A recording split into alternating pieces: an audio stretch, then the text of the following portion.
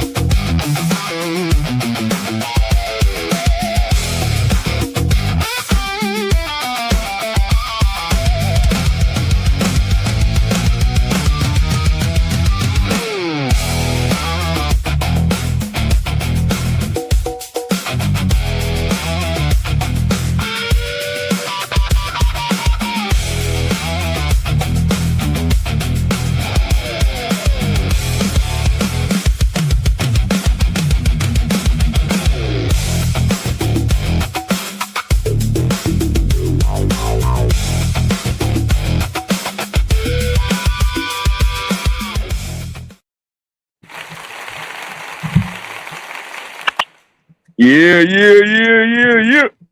Aloha and blessings, everyone. Aloha and blessings. I am Beastman from Ocean Man Productions. Let's go ahead and get these intros out of the way. Mr. Spider Unlimited, how you doing, brother? Oh, hope everybody's sticking with me. Whoops. Did I freeze? Me again, isn't it? That was good timing. Did I cut out? Yeah. You froze. Right when you yeah. said, I hope everyone's sticking with me. I was wondering because the intro froze on me when I hit play, and then I heard nothing. Whatever. I'm doing great. Happy to have everybody here. Welcome to one of our broadcasts. There you go. All right. Miss Macarah Mac, how you doing, darling? I'm doing great today. How's everybody? Good. You're hanging in there. Sounds like me every day. Yeah. And the wacky burb himself, Mr. Livid Pigeon, how you doing, brother? I'm doing well, especially the subject we're going to talk about today, because it's something that I know and love, which is why my name is Dolly Carapiginia. Miss Donna Doc, how you doing, sis?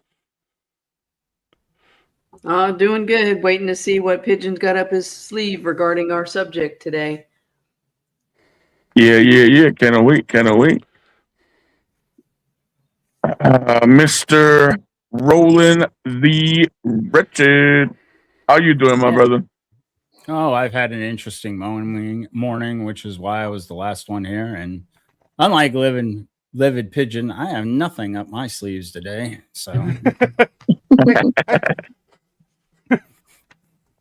all right. Real quick, gonna address something. Yes, sir, Mr. John Ambler, it's up on there. I'm hoping we get to it sometime during the show today, but if not, it's over up pinned on my X. Y'all go check that out. Oh, okay. All right.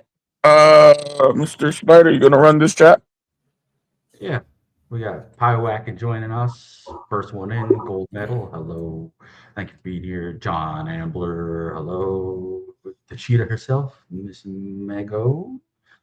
And let's scroll down a bit. Good to see everybody. There he is. Graham Robbins, our boy. Hey. Tomorrow. And whoever else rolls in, we'll give you a hello and a shout out. Keep it rolling. Yeah. So we are doing a artsy show today, and we've got some stuff to talk about. Mr. Pigeon. Hello. I believe you were gonna take it away. Well, I want to talk about someone who died recently. He's a British painter. He moved on to other things, but he's mainly known for painting. His name was David Hockney. Now, a lot of people won't know his name, but they might know some of his work. But he was a British, very, very eccentric gay painter. Born in, let me just check, 1937, and he died on the 11th. He's most famous for a picture called The Splash, which was a series of Californian pictures that depicted basically a swimming pool and life for him around that swimming pool and around his way of life in California at that time. His most famous painting, again, was called The Splash, and he did that in 1966. And in 2020, no, is that The Splash? No, sorry, The Splash was one of his most famous. In 2020, that sold for 29.8 million. And then, which is really, it's not a lot in terms of thing. And this is his most expensive one that's on the screen now. And you can see it's sold, if you add American prices and sales and stuff, 90.3 million. And Is there a way to zoom in, Spider? yeah, should be able to. There you go. But basically, I think it's called Waiting on a Friend, or just Waiting. And it was basically like a lot of artists will look at it and say it's about his longing, because he was very openly gay, one of the only people in the community to be openly gay and not care. Because you've got to remember, this is 1950s and 1960s Britain, where if you openly admit it and do it, and you could go to prison, or you could get what happened to Alan Turing, which I won't go into, but if you read up on him, he chose to do something drastic to himself rather than be gay, and this is what Hockney was going through. But he didn't care. Hockney was very arrogant, but he was a very northern guy, just didn't care. He smoked all the time on interviews and stuff like that, very open about his sexuality, and a lot of his pictures are very homoerotic, I'm not going to deny that. But he's mostly known for this series of paintings. This one, I think, is just called Waiting, and this is his most expensive picture.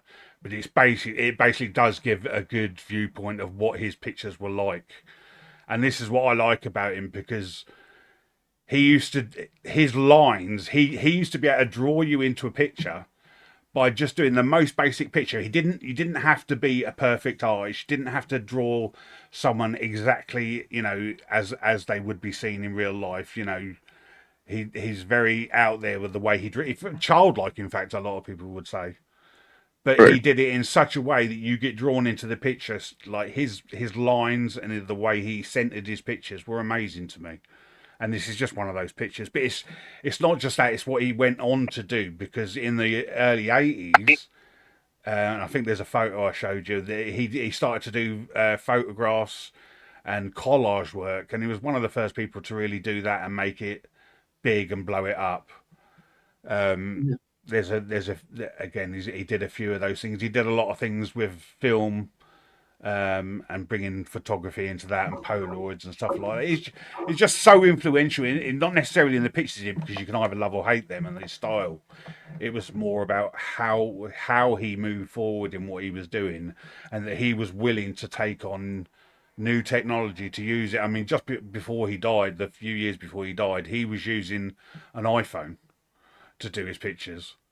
And again, we could Google him and stuff later on, or the chat could Google him, but he just never stopped innovating, and I just think that's amazing for like this, and especially from what he was going through, because he was being hounded. So what was his core medium though? Like, what did he prefer? Did he prefer like paintings and stuff, or did he? Yeah, I mean, that's The Splash. That's my favourite painting of his, because it's just all silence with one bit of just a dash, and so he was just really good. He mainly worked in oil and painting, but it's only later on in life that he started moving on and started changing, because he had a school beneath him, like most artists now as well, like people learning under him.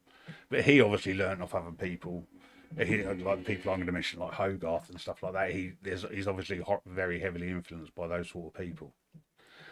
But as an artist, for me, it's what he was really good at was lines, just being able to draw you in with such simple, just artwork. You can see from that picture, there's only like 4 basic colours really, and it's cut in half. And what you don't do in art is you don't cut a picture in half like that. But yeah, he gets away with it because he's got a diving board in the front, in the foreground. Yeah, but the diving board pulls you back to the focal point. Yeah, and it pulls you back. Yeah, and you can, like, from most of his pictures, you are seeing it from his point of view. Not all of them, but most of the pictures I like, it's from the person who's looking at the picture's point of view, and I've always loved that. It's always the, you know, the scene in Ferris Bueller's Day Off where he's looking at the picture and he's looking at it's a Monet, I think, and he's looking and looking and looking because that's his point of view. He's looking at the picture. That's how Hockley drew me in, but. So I didn't know a great deal about him up until the point he died, and then I sort of like, oh, I need to check out what else he did. But I did. I think I sent you a picture, Spider, and there's one with a collage of Polaroids. It's just I just sent you a screenshot of it, like for the Google search. But that shows the like, sort of thing he went into. Like getting into like AI art and stuff, and what I'm trying to do now. This one? I'm always that's it. fascinated and respectful of the guys who do, like, I mean, for lack of a better term, actual art, like you said, with the oil paintings and the actual, like, even very simple stuff like how you were saying is always I couldn't paint like him. He's just so clean. Yeah.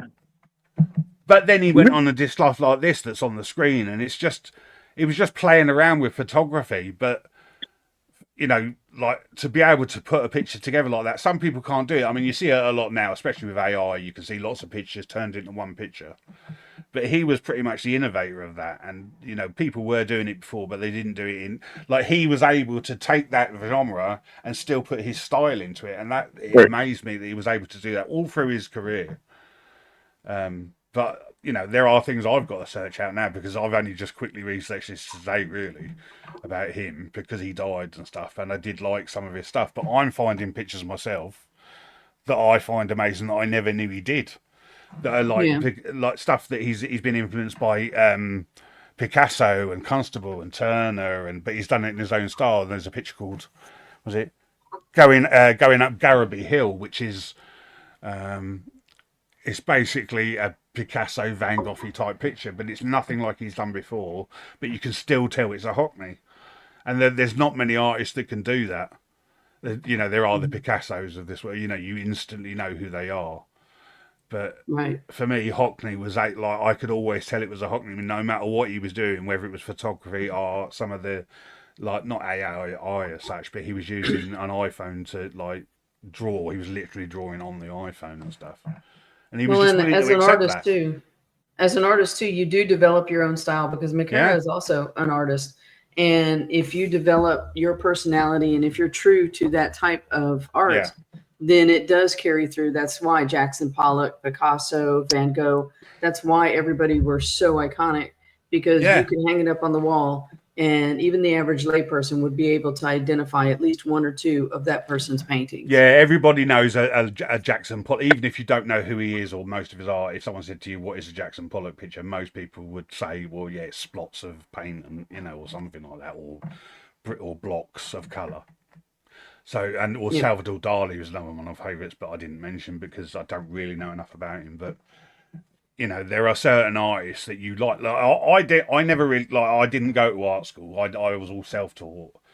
You know, I brought myself up into it, but I then got books and I got into it, and I started liking people for specific pieces of art, not who they were or what they did. But there are certain people like Leonardo da Vinci, who's obviously absolute geniuses, where it doesn't matter what they did, it's still good. Like the Vitruvian Man, I think we were talking about this on another stream. But Vitruvian Man, most artists will use that to work out, but you know, where a body movement should be because of the 3.12 golden rule and stuff like that. And I didn't know about that when I was learning to draw. It's only through maybe the last 20 years that I started learning stuff like that, but by picking up books. I mean, I've got that there, which is the book Hogarth. I've had that 20 years. I've probably only picked it up maybe 3 times.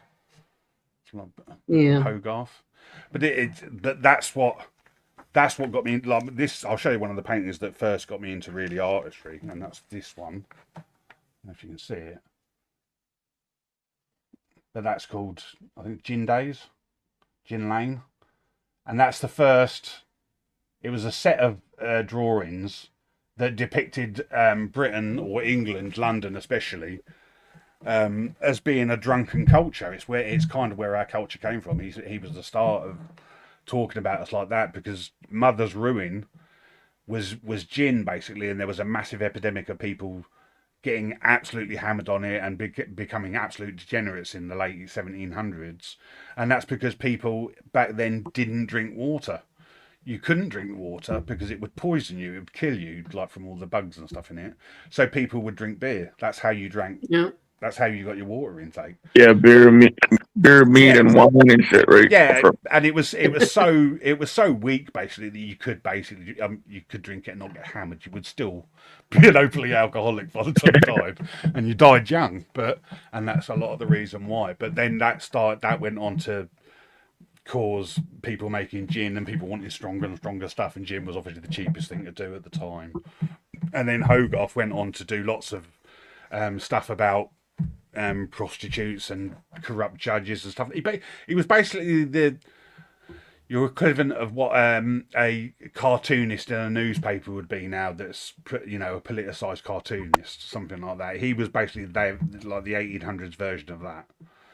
Yeah. And so I just like, again, it was not necessarily him as an artist, it was his style that he was willing to go against the establishment. I think that a lot of my art is certainly one of them. A lot of my art is about people that were willing to go against the establishment and draw things that weren't seen as a great thing or would cause controversy and stuff like that. And Hogarth was certainly one of those. I'd like to surprise my liver and drink some water. But yeah, I mean that's how life was back then, and Hogarth, among other people, was very, very good at that. I mean, the Caravaggio did it for Italy, and there's lots of people who did it for others. And the other one, I mean, the other main one, like I said, Liechtenstein is one of them. But again, I don't really know enough about his background to talk about him or feel comfortable talking about him. Yeah, But I think most of the people on the panel here have probably, most of them don't come from an art background, so they probably know the big basics of the artist, like maybe Jackson Pollock or Andy Warhol, Picasso, things like that. Yeah, I know that Macarah does some artwork also. Macarah, how did you get started in art? I've always been I have like papers and binders and booklets full of like just doodles. I mean, I started out with balloon heads and broccoli hands, just kept going from there until eventually I got an how to draw anime book. Yeah, and I learned to just kind of develop my own style, and because people became easier for me, and I can get really detailed with people, but when it comes to like textures and backgrounds, like nature and buildings, like trying to get the shapes right, it's a struggle for me. I'm the other way. Yeah. See, I do more along the lines of hyper realistic drawings. But my thing is, when I want to relax, I do everything with just like one charcoal pencil, or one number pencil, and I get as realistic as I can, and it creates that focus into the image. I mean, I do pastels on occasion. I rarely ever paint. Most of mine is sketching. Yeah, me too. I'm not a massive fan of using it. I've just started getting into acrylics, which I found a lot easier than I couldn't really get on with it all. I was okay with water paint and stuff, but that wasn't me. I did line art, I did sketch art, cartoon and stuff like that. And again, the same as Macarah, I did it. I got a Disney how to draw, how to animate and stuff like that. I remember like some of the first things I drew in were being Mickey Mouse, because it is a simple design, 3 circles, and then you build around that and stuff. But I find it hard even now to draw a person like to the right, correct. I never really drew people. No, I didn't. I do have a commercial art degree, but honestly, I don't draw a lot of people. I prefer nature, and I prefer different types of subjects. I've never been interested in portraits and stuff. So no, I haven't. It's just I like people who do it.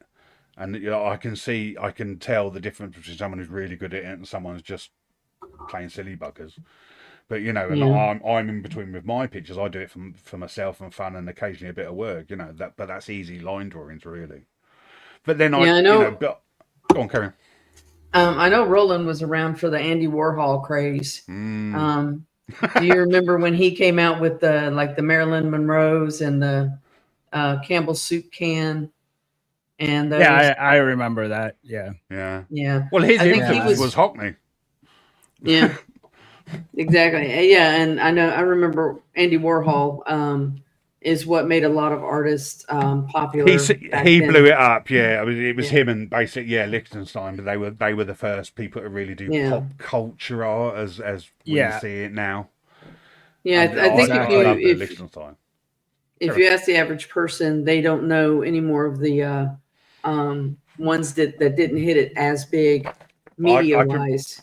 I can prove like the normie side of things, right? I'm gonna read out the name of a really famous piece of art, right? And it's from I can't remember what year it was. It was from 1991, and we're all gonna know this piece of art. But I want to know if any of you can name this piece of art and what we would probably call it from the name of the art, right? Okay, so the name of the art, the actual piece, is called "The Physical Impossibility of Death in the Mind of Someone Living." Or Rosie. Does anyone know what that is? It's a very, very famous piece of art. Roland, you want to take a crack at this, bro? If I'll give you the name of the artist, right? Damien Hirst. Yeah, that doesn't help. Really? See, now I know you will know that. You probably will know it. It's the shark in formaldehyde.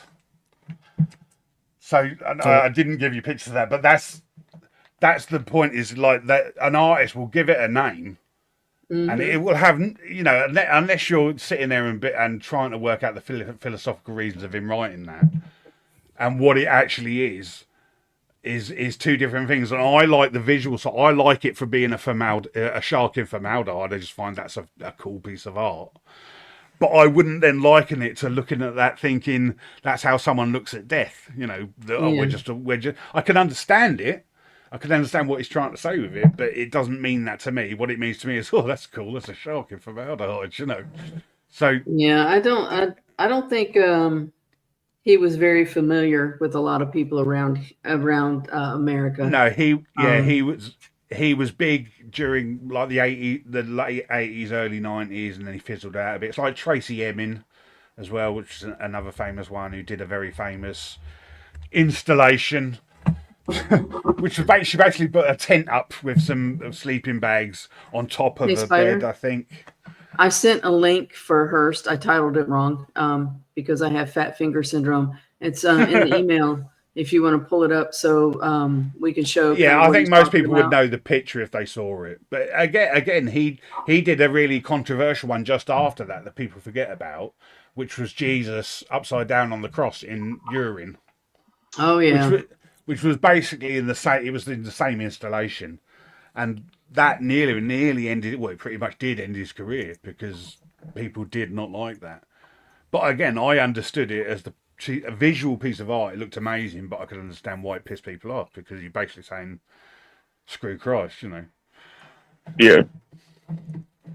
But I mean, everyone's got a famous piece. I mean, I could name someone here. Josh Kirby, who's basically the guy who does all the drawings for Terry Pratchett, or Frank Miller, or there are names that everyone knows, like the Batman artist and stuff like that. Everyone knows certain names, and some people won't know that. If I said Frank Miller as someone who doesn't know pop culture at all, they'd say, "Who's Frank Miller?" I was like, "He drew Batman," or he helped draw Batman. But there are people who are very, very famous, who are very well known, the Picassos and stuff of this world. But you could say someone could name a famous artist, and they say Picasso, but never having seen one of his paintings because they just know the name. Roland, is there any particular kind of or type of art that you prefer, even to look at if you're not someone who draws or is artistically inclined? Furry doesn't count.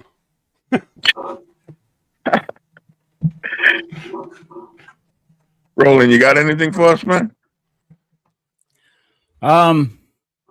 You've got art behind you, so I know, and you got that. I've got art behind me, but or whatever it is. Oh well, yeah, that's that thing is yeah, that's one of a kind, and I don't know if I call it art per se, but You like it enough to put it on your wall, so that's to you. It's well, art. the stuff behind me from the Haunted Mansion, obviously, that's just my love of that attraction in particular. I'm not like my wife wanted to go to the Getty Museum a few years ago. Okay, and she knows I'm not cultured, and that's putting it mildly. So we start getting in there, and I decide that I'm going to entertain myself by mocking all the paintings that I'm seeing. Yeah. And it was I was actually getting rather lewd, and I think I was disturbing some of the other guests who were actually there to appreciate the paintings. And I was getting some weird side eyes and stuff like that. And if you know me, you're going to figure out that if you do that, all that's going to do is make me do it more. Because if I've annoyed you at this point, then I've got your attention. And I'm going to do everything I can to keep your attention. I was just going blitzkrieg. I'm not a very cultured person. Listen, about the end of my culture, and especially for like noir or anything like that, is Sin City and Sin City 2, A Dame to Die For. In the first movie, because it was really good, and the second one because I get to see Eva Green's tits for about 10 minutes during the movie. So yeah, but that's a lot. That's how a lot of people get into like certain genres. They'll just, like you said, Sin City, but then they'll go back and they might see an old black and white film like Vertigo, and go, oh, hang on, this is like that, and then make the connection. Oh, this is film noir. It's. I like that because I am 55, and so I grew up watching stuff on BBC Two in Britain where we only had 3 channels, and they would show a lot of black and white films when you're younger. So North by Northwest was always on, and The Great Escape, and all different genres of films. So I grew up with it, and that's why I like it, because it reminds me of my childhood. It's not necessarily because it's a great piece of a genre of art. It's just something that reminds me of my childhood and I enjoy, and then I've learned to enjoy it further on, and that's why I can see all the tropes in Spider Noir. Like he does James Cagney, and you're like, I know exactly what film he's talking about there. That's Top of the World, Ma. Like, but he literally obviously then goes into why he's doing that, why he's trying to stay the man and not the spider. But I was seeing all the stuff behind that other people might not see. Like Rohlin might not see that thing to Vertigo, but you might see something else completely where he's seen, and I want to know what he's seen in it. That I love that. But I think if a show does that, it's done well. That it's made people talk about it in a good way, not a bad way. And you've got stuff like He-Man and the Masters of the Universe at the moment, and that is so divisive because it's a 50-50 film where some people hate that they made Adam like childish and foolish, and some people, I haven't seen it so I can't really say, but some people like the fact that they try to change it, and everyone's got a different opinion about something, but until you see it for yourself, you can never really tell whether you're going to like it or not. I could watch Rohlin do a video on The Acolyte and completely agree with him during that video, and then go and watch it myself and go, actually, no, he's wrong. I mean, you'd be right about that. No, it wouldn't be the first time.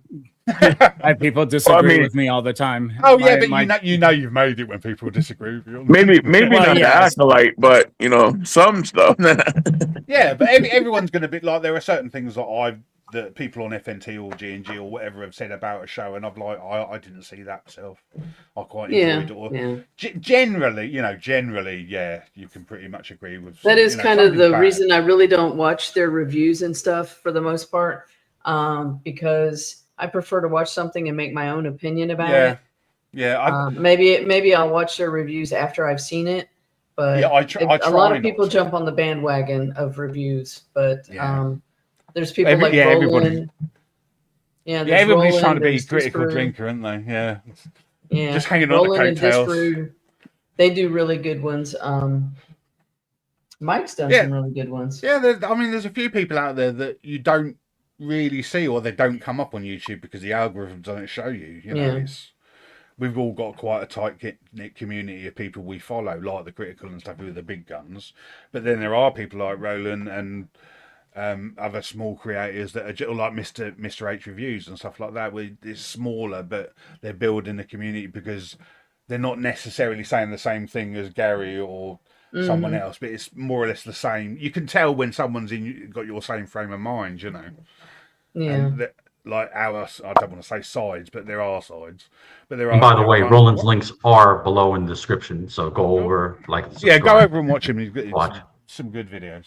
And Roland is one of the people we'll be honest about things. You have said something in some videos where you completely disagree with what someone said, and I appreciate that because it's you're not getting the same yes man review sometimes. Yeah, I'm not in an echo chamber. I mean, No. I listen to a lot of the guys, and we have, we don't see eye to eye. Obviously, like Gary's probably the top of my thing that I listen to regular. Yeah. Me and Gary don't see eye to eye on everything, and we've had talks about that before. But it's the point of the matter is I can have a conversation with Gary about something, and we don't go to blows or anything like that. Yeah. We in the end respect each other's opinion, and if it's different, it's different. And the same thing if you watch on Comics Division's channel on Monday night when I'm on, we definitely don't agree about everything. But it's all if it gets mad, it's done for effect. Yeah, I prefer that. If you're arguing for something that is right. It's fake rage. I mean, there are people like Angry Joe and stuff like that, and you can tell I'm not necessarily him as such, but there are some times where you can see it is they're doing it just not necessarily for clicks, but just to rage bait and stuff like that. And it's you soon tell. You're trying to entertain the chat, and sometimes the chat, they want to see people go at it, even though it's not real. Now, some people think it is real. It's not real. Listen, if we were getting it, we wouldn't be on the next time with each other if we're really that pissed off at each other. So the fact that we keep coming back every week and we've all had people that we don't want to stream with again or in future. Exactly. Like that happens, but it doesn't mean you can be against that person. It just means that you don't click sometimes. Yeah. But I find myself most aligned with Terry. You guys may know him as I know him as Terry because his friends know him Terry. But Terrence Von Higgins. find myself most aligned with him. But even like y'all were saying, we've disagreed on some stuff. And it's he does a lot of the everybody's not everybody, but a lot of people know him or follow him through the rant. And that was actually a moment of sincerity. Yeah. Right, the Starfield rant. Like he was, and that was, hours into the game and he had people just had forget enough. that. People forget because they liken it to the pronouns at the beginning, and he had a small rant about that for like a few minutes, really, but then carried on the game. It was 7 hours into the game when he had that rant. Yeah, and people like to clip it. Yeah, people like to clip it and then try and argue. It's like the guy who went against Asmongold not long ago, and he just got absolutely eviscerated because he wasn't making any sense in what you're saying. And the people who go against, like Critical, will say something about him. Everyone does disagree with you, Mego. That's why you're not here. That's because they give you a rocking body and a bitchin' ride, and you tell them, "Oh, the hair was kind of cool." Mego. Nah, I'm playing shit. Mego, I agree with you most of the time. What are you talking about? You're my best white friend. Hello. You're not white. Yeah, and I had to explain it. I had to explain that rant to everyone in the end. It's because Starfield was an allegory to Terry. That's just basically a night that ends in Y in Brighton for him, meeting a man with tits. So that's what he spends his £200 super chats on. We all know. Yeah, there you go. I clipped that damn thing. You're damn right. I was going to clip that. I finally got. I've been poking at him for months to try and get him to say something about that on camera, and he finally Yeah, did no, it a it's couple amazing the amount of weeks people ago, that don't know he's my brother's boyfriend. You know. There you go. I know Macarah mods for a lot of people, so I know she ends up having to listen to the rants over and over again. Yeah. I don't mind the rant. I think they've got their place. Yeah. Yeah, well, it's like the nice thing is that everybody has their own opinion. I have my own opinion, so their opinions don't necessarily change my opinion or reflect my opinion. We can agree and we can disagree, and that's the beauty of it, is that you get people who complain, oh, you guys are just an echo chamber. It's like, no, we have different opinions. Sometimes we agree. You happen to hear us agree on something, then you assume we're all an echo chamber. We disagree on something. It's like, that's just fandom. That's how it is.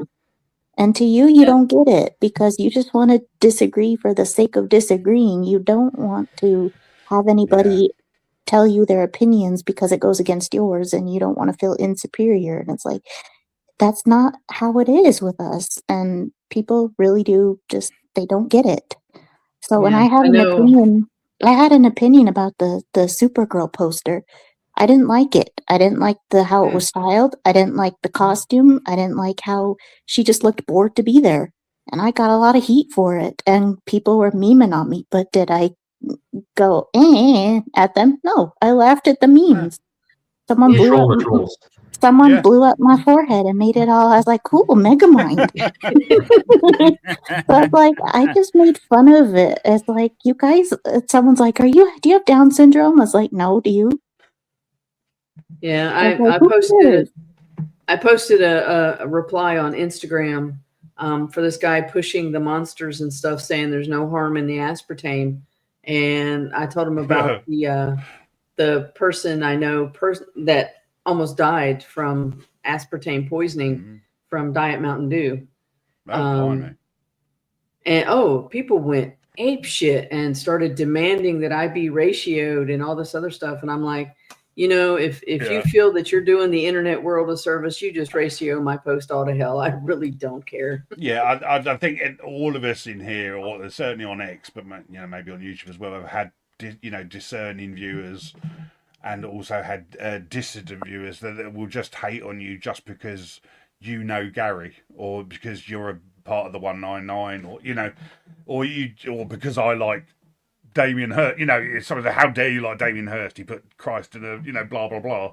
So therefore, I now hate you, and nothing you say or do will change their mind after that point, because they're so fixated on hating. I've had a few of those. I had this one guy, and I just being honest, I used to like following him on Twitter because he had a lot of opposing views, especially from our sphere, right? And it was legit takes. I mean, obviously, I didn't agree with a lot of it, but at least it was something else to watch. And then, like, to a lesser extent, like Chris Gordon, usually they have oddball takes, call it like we say them R&B, right? Yeah. But I like having those people on my feed and whatnot. Anyway, this particular person blocks me because he was going after Gary because I can never remember his fucking name, Draco Malfoy, right? He came out. And he had said something super milquetoast, perfect answer, and all Gary said was well said. This guy writes a fucking story on Gary and how he's, selling crack to kids and just the I hate whole. it when people do that. Yeah, just the whole everything. And I just went in his comments and I'm like, dude, you serious? Like, you lighting him up over well said? Like, I put in quotes, well said. I'm like, Gary said worse shit this week. You know what I mean? Like he said worse shit on his shows this week. What the fuck are we even doing? Well, you remember all the crap he got for Taco Tuesdays, the amount of hate he got for it. The Blue Beetle. Clearly a joke because of the Blue Beetle thing. And that film was terrible. And the whole point is, in that film, they themselves have got a taco truck.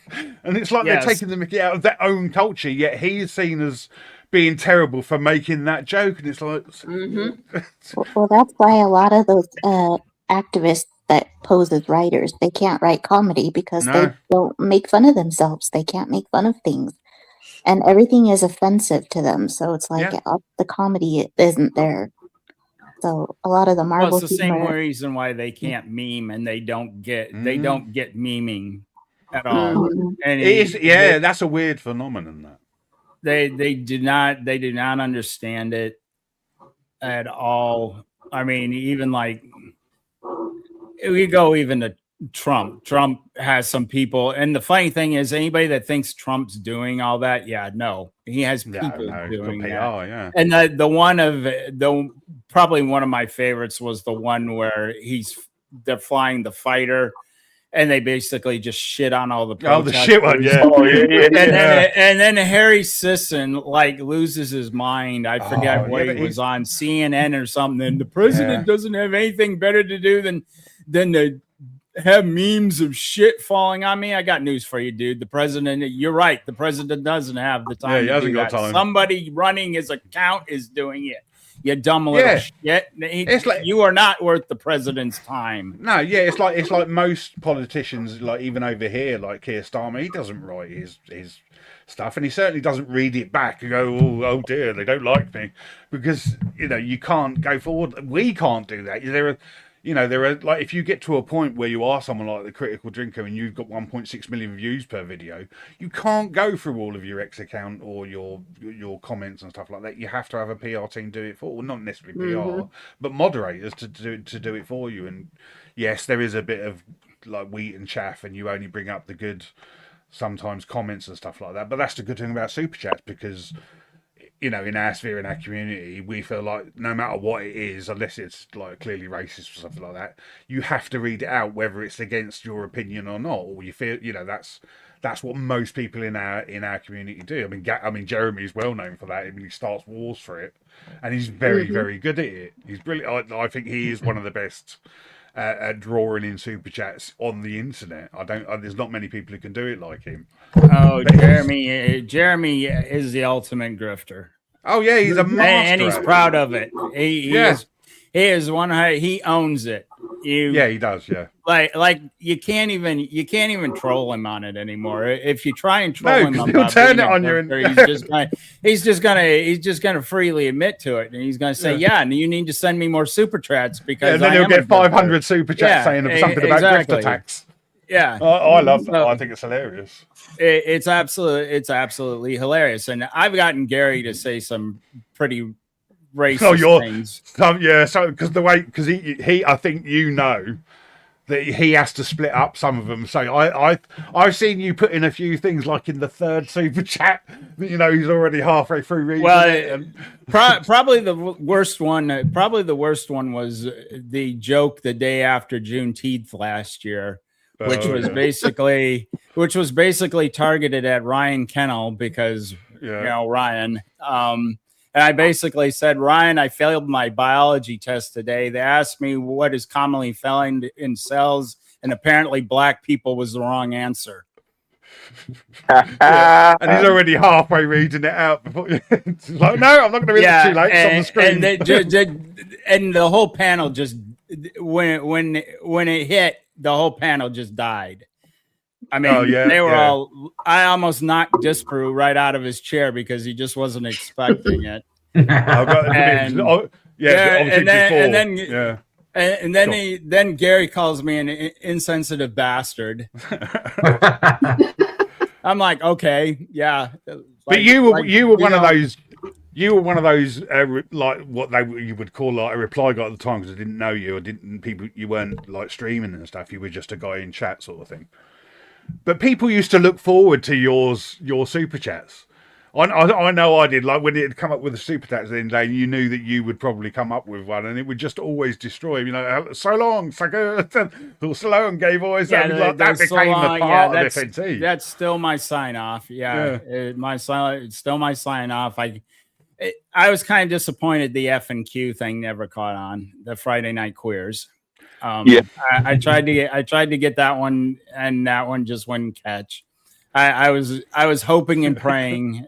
The moment I started saying it, I was kind of like, "Come on, guys, let's get this going here." Yeah, it's amazing sometimes some of the things that we'll pick up and some don't. It's like the nice rack with ours. Like Yeah. that realistically come out of nowhere, and it was a quite an honest, innocent mistake sort of thing. But it became such a big thing for him, and it blew him up. You know, probably more so than the Starfield rant. At that, I was point, got to that watching point. both of those streams live. Yeah, So I love Jane Theory, bro. Jane Theory is the greatest. Shout out Jane Theory, and her and Az was doing the She-Hulk reviews. And as some of you may know who watch the channel, I detest that fucking show. So I love their fucking reviews. Really? I don't think. And I was watching. Show. Yeah, I was watching. No, Disparu loves that show. Well, he loves it because he loves the review it and rip it yeah. apart. It's great for clicks. Yeah, sorry, Beast, carry on. No. Like he said, she had a nice rack, and he's going all into it about how he kind of give her tit points, because if he gives the bride tit points, he has to give the other broad tit points, and then he got to give She-Hulk tit points, and everything, right?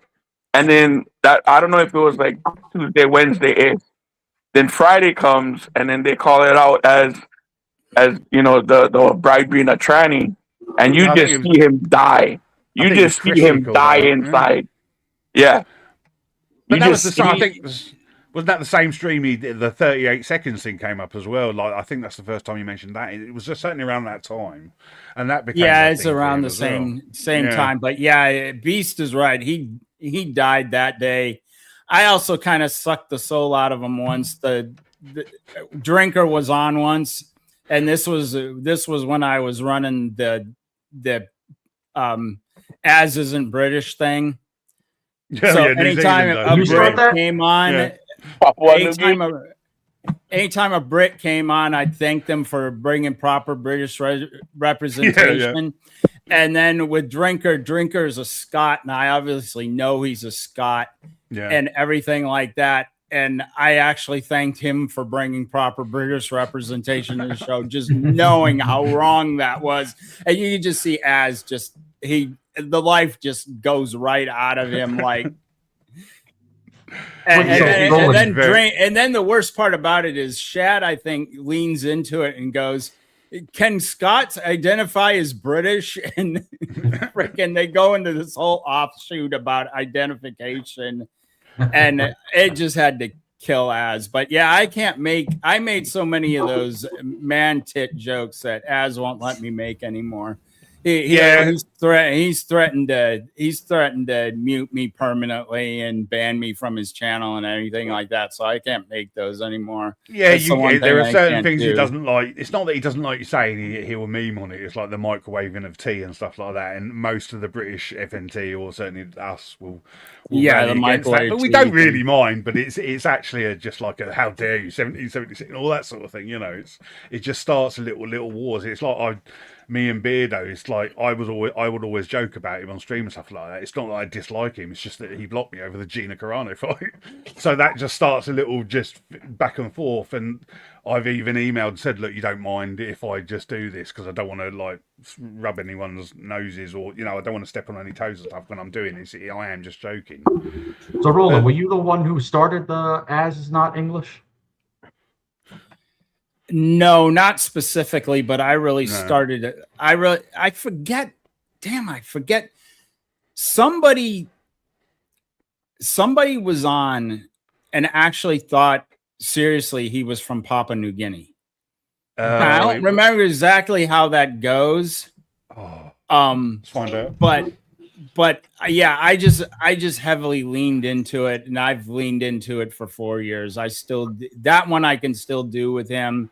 So like I make jokes on when he's on his own channel, I'll make Papua New Guinea jokes because that's what sticks now. That's what he knows you. Even one time I said you should have someone from Britain on your channel so you have proper British representation. He freaking went off on me on that one. But like, I haven't been watching for the longest, but the one thing I do really quick is when I find the jokes and everything like that, and I pick up the context really fast, and then I start really leaning into it. I will pick up things if I'm paying attention. I'll pick up things very rapidly. And like I said, one of the easiest things was was Terry, because he's, Terry is pretty, there was just a ton of stuff, especially at that time.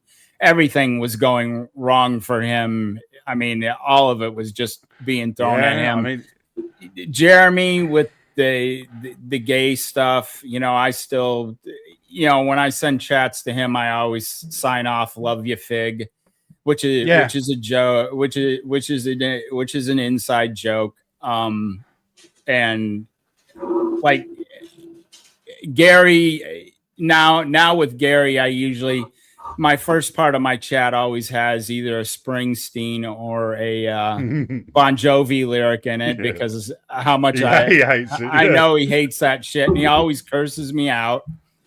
And especially when they go on trips, like when they came back from Egypt, when they came back from Japan, there's always, remember, Gary, you're born in the USA, and he can just, he reads it like oh, fuck off. Yeah, fuck off. It basically just goes like that. And like I said, it's just leaning in. Some of the guys are like I don't really mess with Odin. No, yeah, he's a religious guy, and I don't really want. I don't want to step somewhere. About the only thing I do with Odin is like part of the reason why I do the fake scripture readings at the end is he gets a kick out of it. I've actually asked him about that. I said, "You're not, you know what I'm doing here, right? You're not getting offended." Oh yeah, he leans into it. You get what the joke is here. And he's come back and said, "Yeah, he gets it." So that's not offending anybody. Those are actually really clever, bro. As someone who reads the Bible, regularly, those are actually the ones you come up with is actually really clever. Some of them close to the actual scripture. Yeah, some of them I get really, and then of course when Charlie Kirk died, I actually gave a real one of the scripture readings he liked. They gave it as a real one, and I didn't change a single word. And Shad and Quarter Black and Odin were all like, "Wait a second." That's a real scripture. I was like, "Yep, I did one for real for him in honor of his passing." So, but I mean, I just and it keeps them entertained too. They if keep them on their toes. Yeah, it keeps them on their toes. Yeah. It gives them something to laugh at least most of the time. I mean, especially at that point as well, because it's getting on in the stream and people are starting to drop off. So you need like a comedy element at the end of the stream. And not everything hits. I made a number of years ago. I made a joke regarding a crossover for the new Snow White with Hansel and Gretel, and that one they all just kind of collectively went. I think even Gary was like, he stopped for a second and he like looked right into the camera, like, "You actually made me say that." That was probably the worst thing I just put the person who started the Papua New Guinea trick in the private chat. So that doesn't surprise me. Do you want to say who it was? Oh, was it? Yeah. Oh, was it him? That's what Google. Well, that's what Google That's AI right. says. So yeah, probably around that time they were. According to internet lore, that's who it was. Yeah. Okay. All right. I can't. I couldn't remember. The person who started that rumor was someone who's quite in the news at the moment. It was the Quartering. Yeah. So, and I think it's quite all right for them to say that because it's obviously it's out there as he was the person that started, because obviously he just started as a joke. So, well, it doesn't surprise that seems like something he would. Yeah, I mean that was when he was still quite on top. I think all of us here probably watched the Quartering at some point. Maybe for a week here, a month there, or whatever. But I certainly did. Well, at the very least, you're aware of him, especially nowadays. Yeah. But, that goes back to the whole thing. Okay. Just lean into it and. Take your punches, take your licks, because it just makes it fun. Yeah, he used to do that. And roll with the people, because the people more the chat gets into it more, and then it goes back and forth, and it's fun. You know, I make fun of myself all the time. I don't care. I'm a fuck up, whatever. You know, That's why you're on this channel. Yeah, why am I here? say, Why- I'll It's take the whole the, point, yeah. you know, I'll take the piss out of myself. You know, I have no problem with that. If I do something stupid, Yeah. I mean, there's stupid things I do all the time, and I'm not afraid to step up. And you know, and you look at my undertag there. That's I'm trying to bring it up. Male chauvinist picks. and that's absolutely true too, and I own it. And my wife has been married to me for 30 years, and I did not hide that day. I did not hide that one day one. So I'm amazed you were married to a woman, to be quite honest. Oh. But yeah, I mean, we've obviously got the joke, but it was also on FNT as well. Obviously, where it originated is like the waxing thing, because that was the story that they would bring up. So it's something that, you know, people feel they can use. If you said to me, "Please don't say that again," I'm like, "Okay, yeah, it's fine, not a problem." No, everybody, because it's so out there that that thing right there. Like, I mean, and I leaned into it the first year because, like, in my chat, I basically came back and I told, everybody was saying, "Oh, you," that they'd hear my name and, "Oh, you're that guy," and and I'm not joking. I might have heard that 100 times that night. And Ryan admitted it on the stream, and that is exactly what I did. The first time I met Ryan, I said, who you are, and his response was, "Oh, you're the guy that waxed your balls," and he basically yelled it out. So if anybody else in the place didn't know who I was. But the other thing that was worse is we weren't even in yet, and I'm sitting outside and I'm chatting around and people, and there's a mother and daughter there, and I come up and I say my name. And the daughter goes, "I know who you are. And I'm like, no. "Oh no, not you too." I'm just like, "Oh, good." That's the last person you want to say. Please don't say it in front of you. Please don't say why you know me. And she's just like, "Yeah, I know who you are." And I'm just like, "Yeah, please don't say it. Don't say it, because this is not going to end well. Not with your mother there." And that could go. Like that could go always wrong. There was no scenario that was going to end well if she said why she knew me. Mom is the guy that waxes his balls, and on the internet. I saw it on the internet. Yeah, I saw it. There you go. To make it worse, I saw it on the internet. Yep. Keeps on sending super chats to make me laugh. Well, what was that? But you were doing exactly is you lean into it. You're understanding it, and going back to what Macarah was saying before of the trolls and people like that. You know, I had one on Twitter going after me, and because I posted a picture of me and Jay with our pirate outfits on at the MegaCon for Daughter's Revenge, and of course, Rippaverse has all these haters and everything like that. Oh god, Jay, Daughter's Revenge has nothing to do with Rippaverse. They just distribute it or whatever. And this guy went in. I'm like, I gotta have fun with this guy. And you know, we kept ping ponging back and forth. But with each thing, I'm like, kind of leaving openings. I'm like, can you at least do something to me? Like, I'm leaving openings for you to come at me. Yeah. And it just would not. It can't reciprocate with these people. Like who said it? Rohlin. They don't even know how to meme correctly. No, they don't. No, that amazes don't understand me. it. They don't understand what a meme is. That's the problem. No, you'll get the typical. If they understood what a meme was, they'd be able to do it. They don't understand memeing, and it's because they don't their ability to understand humor is lacking. I think they've just become the society's become so, or their part of the society's just become so jaded where you can't basically say anything without offending somebody, that they just can't. It's the same thing. You know, I heard, what is it, Scary Movie 7 or was it 6, whichever one that just came out.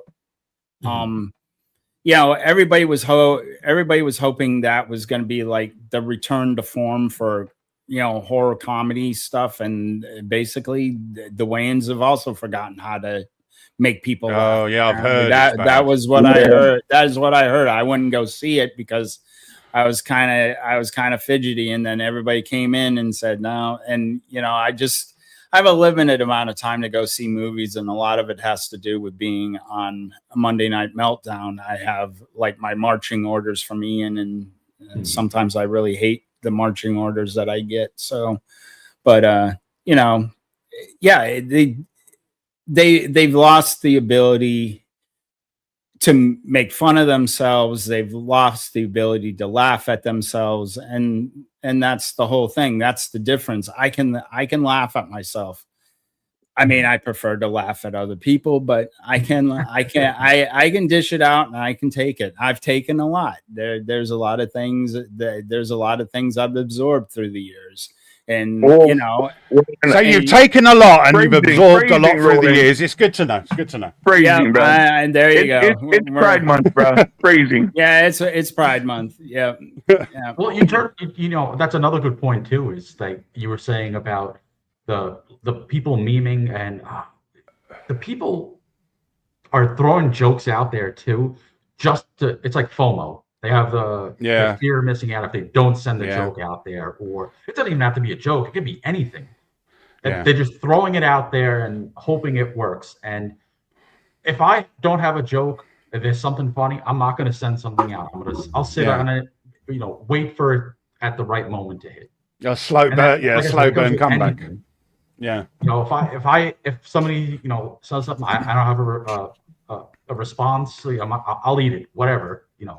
Yeah. There's this thing you should never go through life or through that situation thinking I wish I'd have said this, because then you're FAFO-ing yourself. You miss it, and you're FOMO-ing yourself because you've already missed the moment. Yeah, you can, like on X, you can come back 10 minutes later and think about something and write something back funny. So a lot of I mean, I'm an absolute troll on X to some people, but to the people I know, I'm just jokey and funny, or I'll throw some things up and repost.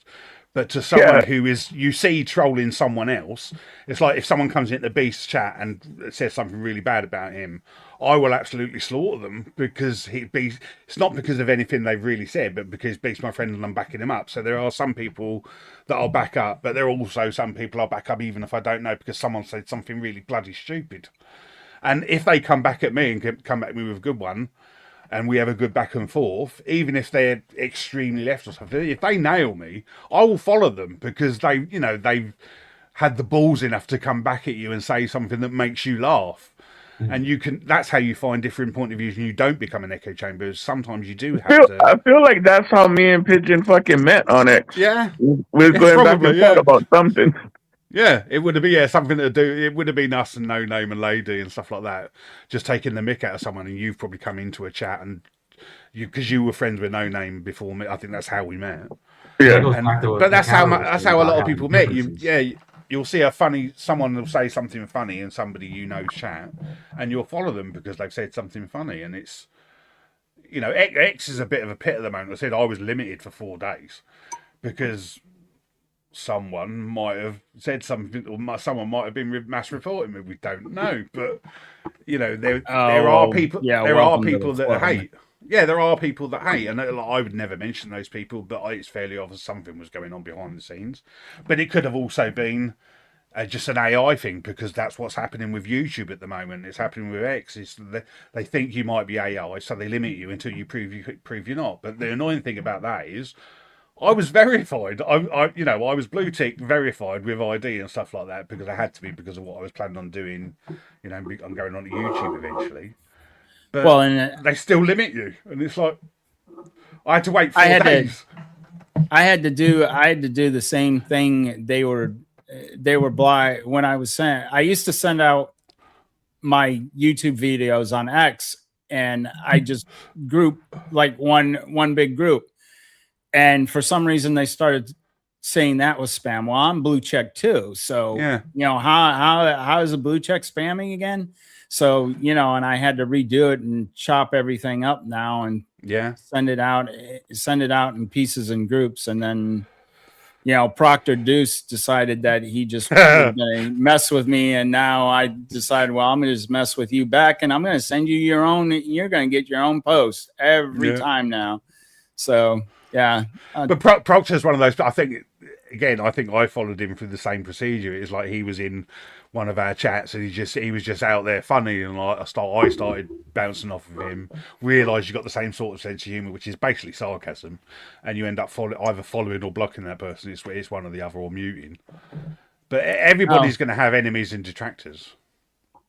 Just to go off course for 1 second. So how's the stuff in Belfast going these days? Well, you can't talk about those things in Belfast because you get limited. But yeah, it's bad. It's not as bad. I'll say this: it's not as bad as some of the media makes out to be. There's that we shouldn't really say, but that certain thing that happened where a guy was on top of another guy and took his eyes out and was trying to do something else. That was an extreme situation that does only happen very little amount of time, but it's happening more and more and more often. It's certainly, like, you've obviously noticed it in America. There are certain places like France has blown up at the moment. So it's quite bad. And in Belfast, you do not, can we swear? You do not muck about with Irish guys, especially in like Northern Ireland and stuff like that. You got to remember, 20 years ago, they were still the IRA or the IRNA, where you would get literally your kneecaps taken off if you stole a car and stuff like that. So if anywhere it was going to blow up first, it was going to be Ireland. And that was just crazy. But something happened yesterday as well, where a girl got run up on and something was placed in her neck and the guy was arrested almost immediately. And again, it was the usual suspects. And it's like, you know, I can see one. I can see that the MSN, especially the mainstream media and stuff, it seems like they're trying to start a war or some sort of war to do with race, you know, and it's almost become obvious that they're trying to, like, I would say the left are trying to distract from all of the fraud that's happening, and that's certainly happened here with the PPE scandal and like everything that happened with COVID. And I think people are just starting to wake up to the government's not giving a shit anymore. It was like I was saying about the Keir Starmer putting out like pro-communist, realistically, posts. And just everyone in the chat, every single person in the chat is just rallying against him. But he doesn't care because he'll never see it. So who's that really meant for, that chat? Is it meant for the normal public, or is it meant for people on X who just want to fight? You know, you've got to find the in-between. But the thing in Belfast, I can see why it blew up. Well, the funny thing is that I'm actually, if you ever heard the Irish Rovers song, "The Orange and the Green," that's me. Oh, is it? Yep. My father was Protestant. My mother was Catholic. Which you mean that's you? Why I'm so fucked? Why I'm so fucked up? And if you've ever heard the song, it's basically a song about that Catholics and Protestants basically can't agree on anything. Well, they've agreed on one thing now. They found something they agree on now. Hate the British. They don't. Well, and they don't like these invaders. Yeah, they don't like being invaders. Which was again the British at one point. Yeah. But we found that out. We lived under they basically won that war just by suppression of what was like the British government tried to suppress what was happening and call them all terrorists, and that wasn't the case. They were just fighting against a government that really didn't give a shit about them, and it's just happening again. So it's just happening in a different direction. And that's Troubles 2.0. Yeah, basically. Again, the best, like everyone, I think it might have been, I'm not sure who said it. They basically said that the best way to control a people is through fear. It might have been Sun Tzu, but but they still do that because you know if there is anarchy, there is chaos, and I certainly agree with that. It's like the defund the police thing that lots of leftists try to do. You defend the police, and it's whatever city you're in or whatever county you're in, it's over. If you have no sort of police force at all, it's just chaos will reign. So it's just a completely undoable situation. Like communism. If you wanted to look at what communism is in practice, on paper, yeah, it could work, but it can't work because there's always someone who is going to want more money than someone else. There's always going to be an elite. And, you know, the elite we've got now isn't fantastic. Like, you've seen all the stuff that has been against Elon Musk in the past 3 days, because he became the first trillionaire. Why doesn't he give millions to people and wipe out debt and hunger? And it's like, you actually think he's got $1 trillion. He hasn't. He's got a space center that's like half of that. That's not, you know, it's not liquid money. But exactly. It's just people don't understand. He has a company that's worth $1 trillion. Yeah. That doesn't mean he's got $1 trillion laying around anywhere. Quite the opposite. Yeah. And if he was to sell all that, he probably wouldn't get $1 trillion for it, because as soon as he started selling off, the freaking price would drop through the floor, because it would cause panic. Like, why is he selling his stock? Yeah, it's like if he was to try and sell X now, he wouldn't get anywhere near what he paid for it. But he knew that. He knew that he'd paid over the odds for it. He went to court over it trying to get it lowered, because he knew they were basically upping the price because it was Elon Musk. Yeah, but he'd already screwed himself on that one. Yeah, he should have came in lower and worked his way up. He went way high and he had nowhere to go after that. Yeah. So yeah, I mean, did you see the meme where Elon tells Jeff Bezos he's buying Amazon? Oh, could you imagine? And then Jeff is like, "You can't do that." And then there's a picture of Elon putting Amazon in his cart to buy it. I have to admit, he has got a lot better at trolling. I think since Amber Heard, he started to realise, you know, there are some crazy people out there that might shit in your bed.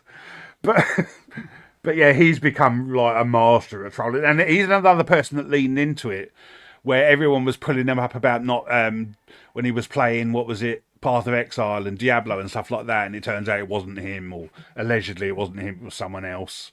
But he just completely leaned into it and just carried on, and just like basically ignored all the haters and carried on, because he doesn't need to care about people like that. He's the richest person on the planet. It's not an issue to him. Like, Ashley, is it Ashley Sinclair or Ashley? What's the one who's just had his kid? Yeah, I mean, she's just clearly grifting for more money, and everyone can see that. But there are people who will side with it just because she is an ex of Elon Musk.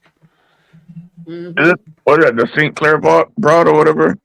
Yeah. Jeremy talks about her, or talking about her when all that was going on. Let's put it that way. Yeah. Well, she was considered to be like not a fake Republican, but you know, she was all on the side of MAGA, and like it was all fake. She was just doing it to become, you know, famous, really. And there are people out there that'll be an actual grifter. I mean, like, it's the word and term grifter is so fucking overused now, but she was an actual grifter. She was misrepresenting herself for you know, fame and fortune and likes and whatnot.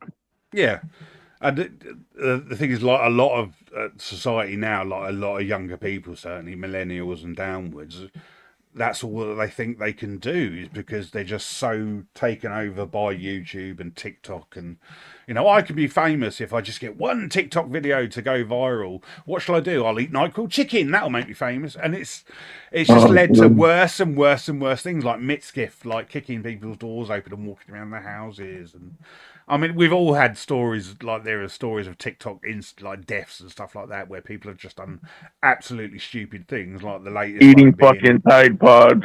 Tide Pods, yeah, that's a famous one. Eating the that fish challenge food. Was ridiculous, yeah. Or they were jumping off of boats and people challenge. were breaking their backs. They were doing what, Macarah? They were doing the cinnamon challenge too during that time. Oh yeah. Oh yeah, I remember that one. But that one's quite a funny one. Cinnamon challenge. Oh, what the fuck is that?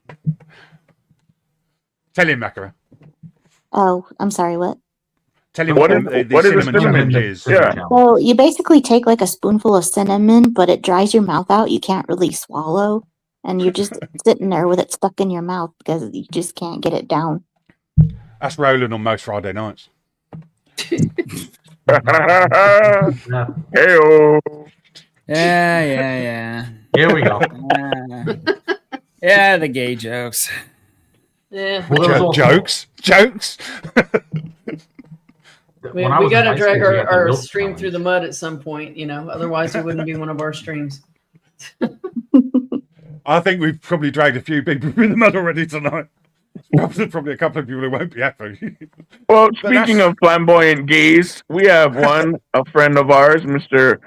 No Name Ex-Worker, claims to be with Ah. Lady Flegman, but that's still a mystery, not confirmed yet. Yeah, we all know that's just him on. It's just him on a voice changer. We all know it. Yeah, it's just him playing both sides. Anyway, His other Mr. No Name personality. has launched what was it? Chapter 1 of Yeah. his Or comic. the first 4 or 5 pages. I think it is 6 pages. Yeah. That's the link right there. So it's on Webtoon. I think I can drop the link in the chat. He did say. I think there's a follow up DL chat that he said that some people are having trouble getting onto it. I know I did. It was bouncing people out and stuff. So he's actually put up the link. Or he's put up the whole. Yeah. This is fix the poster. himself. Yeah. If you click through the pictures, it's the It'll actual go through the comic. pictures. Yeah. So if we go, oh, I see. Yeah. That's it. So this is the actual comic that he put together, and it's actually pretty fucking awesome. Yeah, I said to him, it shows like style wise and the way it's been put together and the where he's placed everything. It's absolutely fantastic. I did say to him, it's probably in this chat somewhere, you probably need like a writer to go over it and just clean it up a bit. But as a first thing, like, because he's been like behind the scenes, like me and Beast know him quite well, like parasocially, certainly.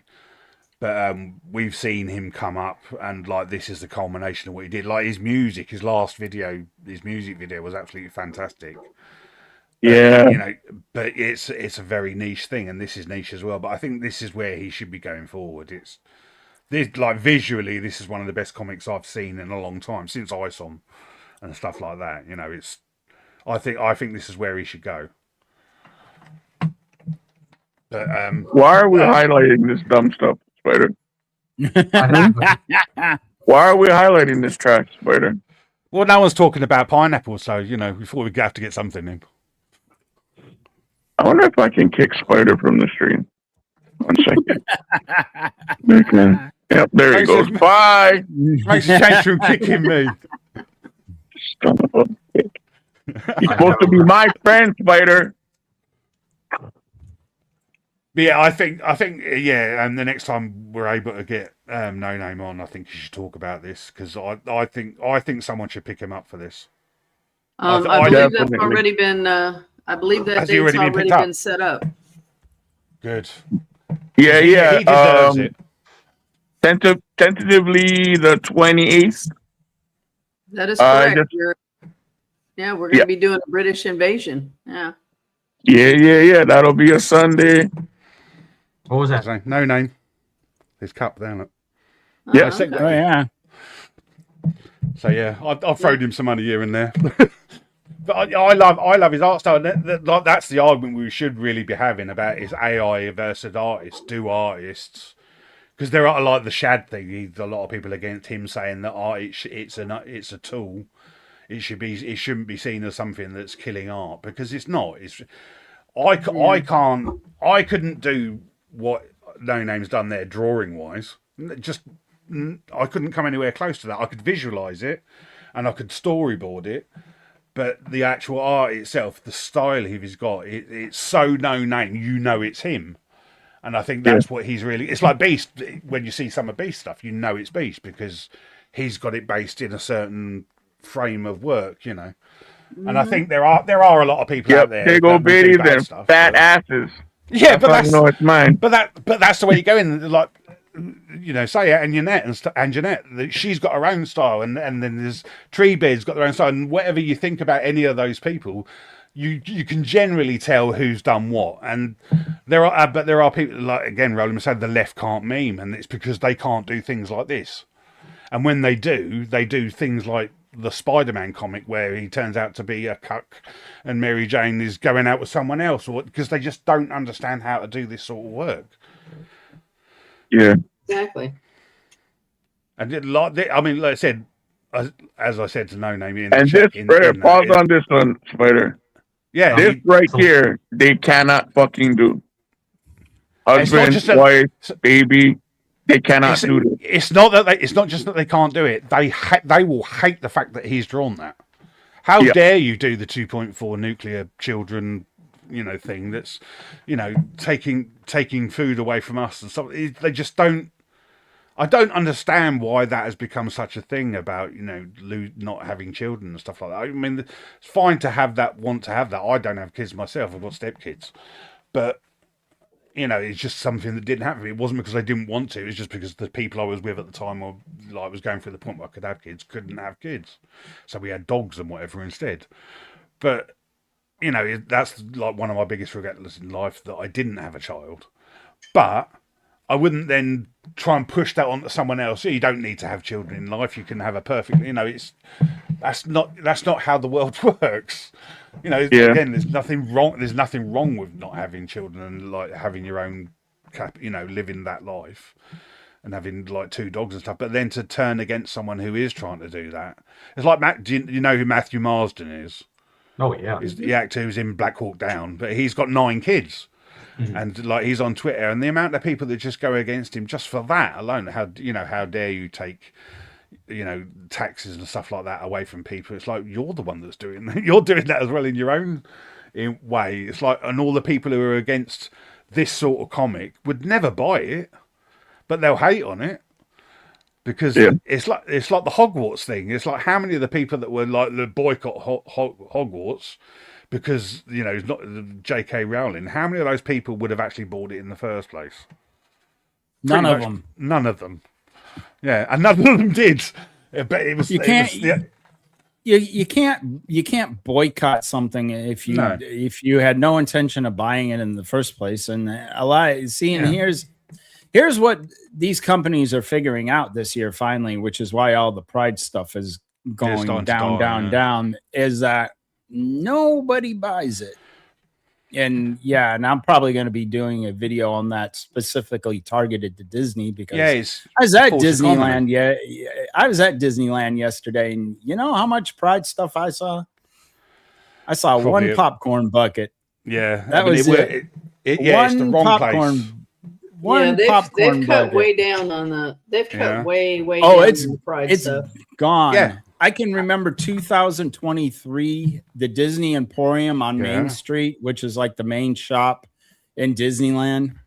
They had like 3 sections of it, and it actually stayed there until August. They didn't pull it down until August.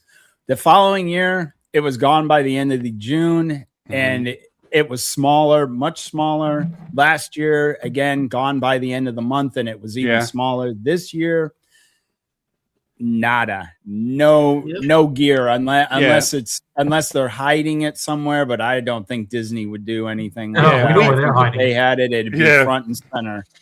Well, so we don't have a hell of a lot of it in Britain. It's never really been seen as that big a thing. We had Brighton Pride, which used to be just a weekend, which is obviously now a month. But back when it was a weekend, it was good fun for the family, realistically. And at night, that sort of thing would happen. But it was 2 days. It was like enough to, okay, fine, let them have their days and stuff. And like I said, I've got a gay brother and sister, so I grew up with that and being okay with that sort of thing. But like businesses here, you're right, it started gearing up and up, and like from 2020 onwards, it was just everything was Pride. It was all in the schools and stuff like that, and it started to slow down here as well. But there's a shop here called Sainsbury's. I went into Sainsbury's today. You pick up your scanner now to go and scan your own stuff. On the front of that is the Pride rainbow, and it's like, why what's the point of having that in a supermarket? You know, what are you trying to represent? Is that, am I going to go get the butter and it's going to be Pride butter? And it just doesn't make sense. It doesn't really bother me that there's a Pride thing. It bothers me that it's in the wrong place for the wrong reasons. Indoctrination. It has to be. Yeah, indoctrinate. Yeah.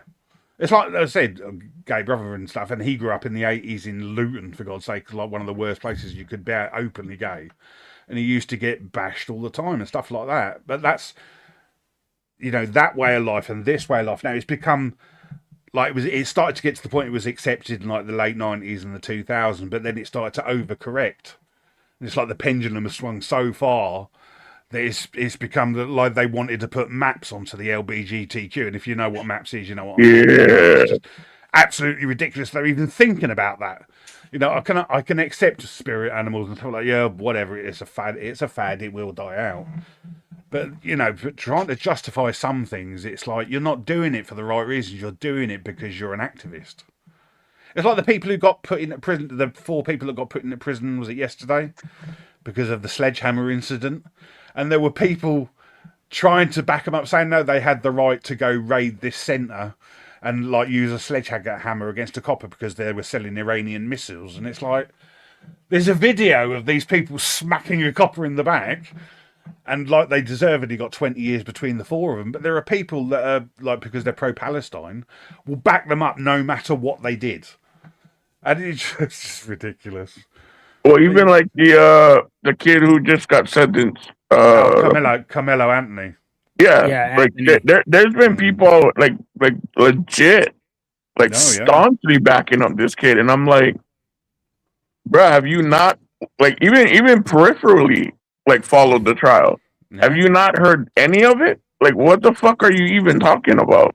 They got their own narrative. They got their own narrative, and that was the whole point. They did not know what was said during the trial. They were just getting their own narrative from somebody else. But here's the whole thing: that they were kind of hoping for another, George Floyd kind of moment. Yeah, that's what there. It was. Everyone was saying, they didn't get it. And even Stephen A. Smith, who can be a real. He's divisive. He can be a real supporter of the black community. He even came out and said the guy murdered somebody. Yeah. What don't you understand about that? But the other thing about that is because if the mainstream media outside the courthouse interviewing these people or filming it, if they didn't need to film any of that, there was no need to film any of the fury outside the courthouse other than to cause rage between, say both races and whatever. But a lot of it is like there was probably only 100 people outside the courthouse causing trouble, but that then rolled out to it was very Black small. Twitter and stuff like that, and then everybody else jumped in, all on hearsay of what's happening, and that's what happens. Unfortunately, the next day nobody's there. Yeah, no one's there. Yeah. And it's you can't. The same thing with anything. They couldn't do the same thing they did in Minneapolis or Seattle or anything like that because the Texas police wouldn't have put up with it. They would have stomped it down. If they would have started having one of those riots, the Texas cops would have came out and and they know that. So. Yeah, they were definitely pushing for a George Floyd situation, like whether it be just an excuse to riot or whatever. And fine, that happens. Everyone, it happens everywhere. It doesn't matter what race, creed, or whatever you are. If once a people are annoyed enough, they will riot. But that seems to be what they were going for. Yeah, another martyr.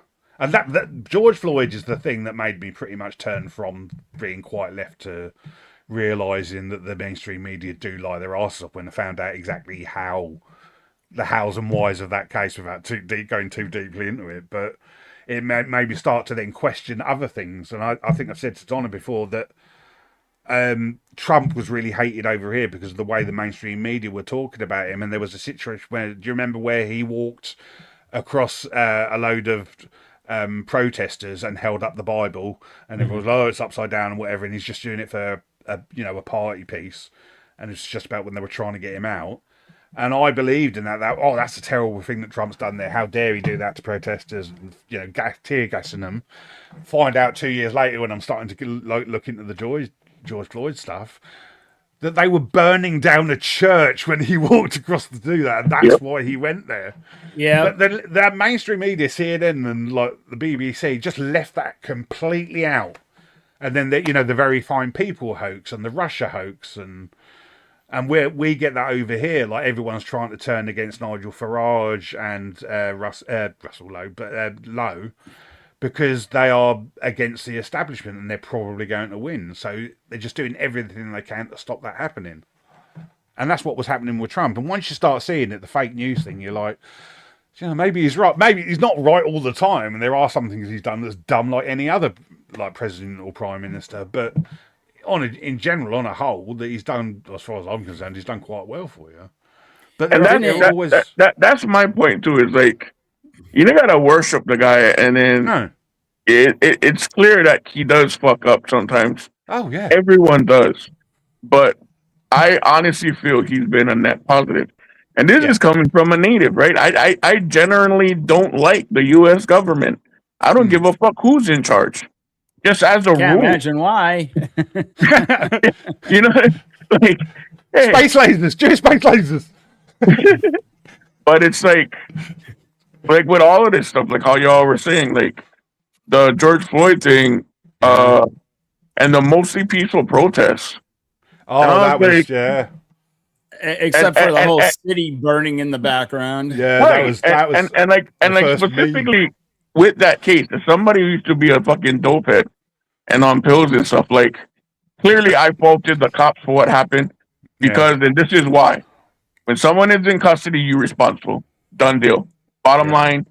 But it wasn't murder. Like I've seen guys in my line of work, and I've had friends nearly die in very similar cases because they OD without realizing it or realizing it. Like they were doing it on purpose. You know what I mean? And they end up ODing. Like I've seen it happen, and it's just like that. Like they saying stuff and they look fine or they seem fine, and the next thing you know, they're not. And if you don't hit them with like the Narcan or get them to the fucking hospital, they're going to see Jesus. Yeah, you know what I mean? People die in custody. It happens. Yeah, I used to be. I'm an ex-con, so like I said, pretty much the same sort of story as Gary. Like, but I'm an ex-con. I was a car thief basically, or a hang around with car thieves, stuff like that. I was in a car chase with a police chase. The police car behind us crashed. We crashed. I was found on the scene like half in a bush, dragged out of the bush. I'm thinking, oh, fine, I'll get just get nicked again. The cop is choking me out for 3 minutes trying to find out who the driver of the car is, punching me in the side of the face. And it got to the point where I was about to like go, and then just let me go then and just stuck me in the back of the van and stuff. But that's how easy, because we'd caused the car to crash behind us. They're going to beat the shit out of us no matter what, and I deserved it. I know I deserved it. But during that time, all cops are bastards. I hate the police. Why? Because they catch me.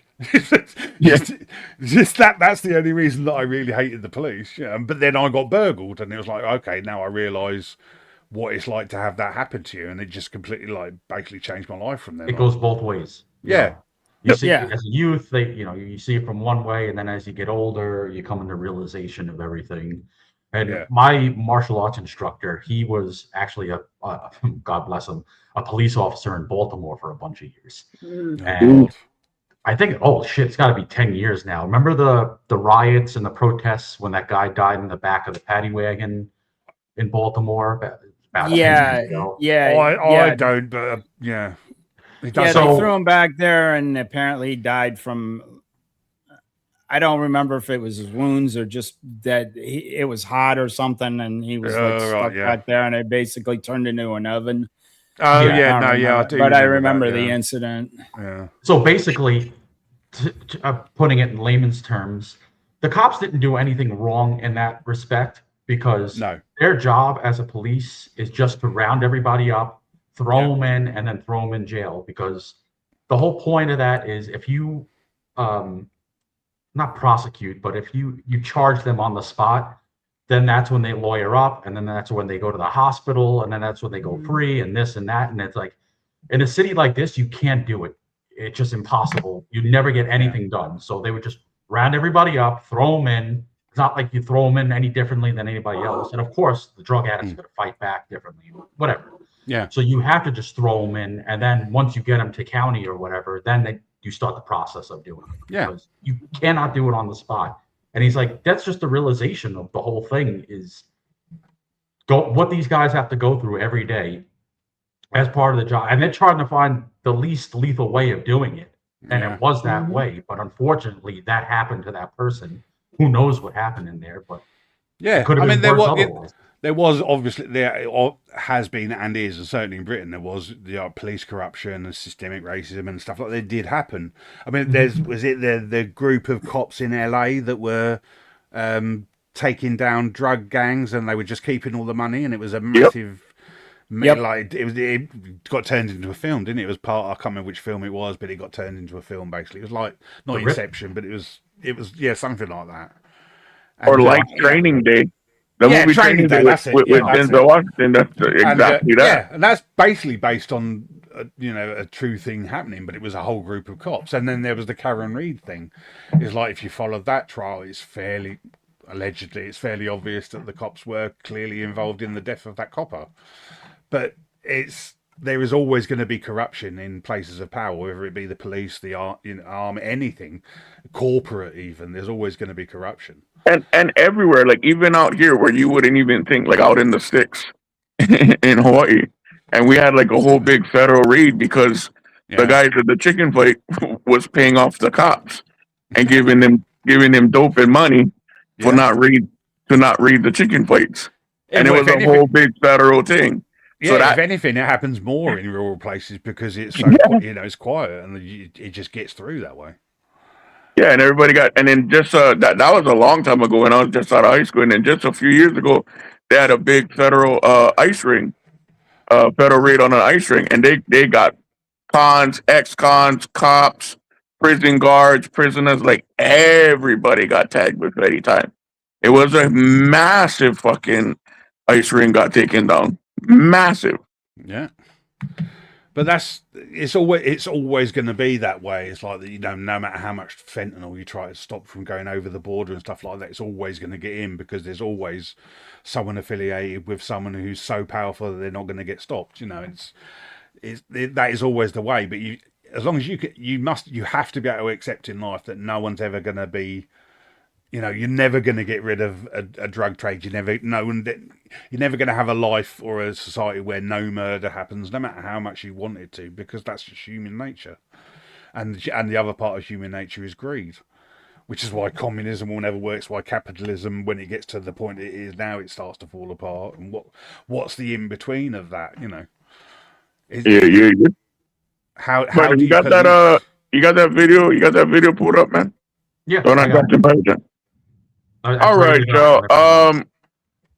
Yeah, so I made a little something and kind of circling back to what we started out like this art stuff. And as many of you know, I do a lot of the graphics and whatnot for the channel. And I made a little something. I actually been working on it for a little bit, kind of fine tuning it and whatnot. And I finally got it all wrapped up. It's not exactly perfect, but I like it. I thought it was pretty dope. And I actually did the music for this one myself. Shout out to Brother John, who inspired me to do that and kind of mess around with that Suno a little bit and make my own little beat. So the song on the video, the pictures, the bass pictures, and all the animations was all done by me. And I'm actually kind of proud of it, man. So we're going to show it off for y'all real quick. And I hope y'all like it. This is it? Yeah. Is there no sound? There's no sound. No. Spider, there's no sound. Come on, man. She can't get the stuff. There you go. Chrome kissing curbside, candy paint on the hood, 12 speaker rumble. Everybody looking good, Santos on the dash, dice swinging slow. You roll by once, then you steal the show. Doors up at the meet, white tees, gold chain. Kids on the sidewalk screaming your name. Black top shining back under your wheels. Tonight we don't rush, we just feel what feels. Take it low, take it slow, let the whole block know. Windows down, baseline round, we gon' spin this down. Balo, balo, cruise so slow.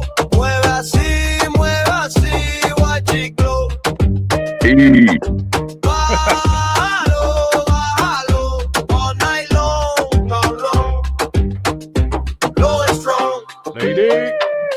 Lady. Trace gleam when you hit that turn. Tattoo on your arm and the whole street learns. Uno, dos, tres when the speakers pop. Everybody lean in, nobody wants Oh, it I to was stop. there. Ice on the wrist, sun on the grill, gas station stop, but the vibe stay still. Tell your crew come through, bring that whole block out. We don't need a club. we got the Mego. loud. Take it low, take it slow, let the whole block know. Windows down, baseline round, we gon' spin this town. Multi. Bájalo, bájalo, cruzo slow, mueve así, watch it glow. It's Multi. Bájalo, bájalo, all night long. Blow it strong. Brother John. Holy shit, man.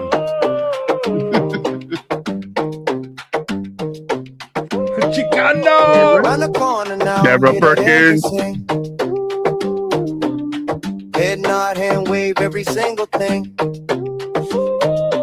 Brother Lex. One more lap and we fade I love to the black. hood on this one. It's a pop hood. Same sweet ride on the same Yeah. track. And the Outlaws. Bájalo, bájalo, cruzo slow, mueve así, watch it glow. Bájalo, bájalo, all night long. Low and strong, low and strong. Nice. The wide back wheels. Yeah, buddy. Figures my license plate had to say "Crazy Life." Yeah. I mean, it would be better if it had me in it, but we can't have everything, you know. No, that was dope, mate.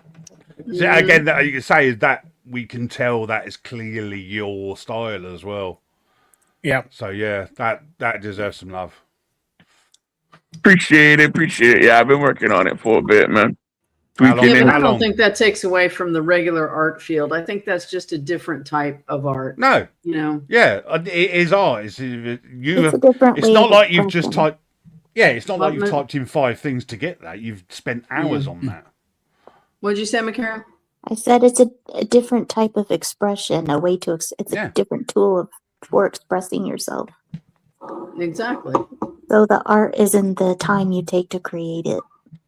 No, admittedly, Yeah. no, yeah, you could do something in 5 minutes and it'd be good or bad. It's true, Mm. but yeah, that is amazing.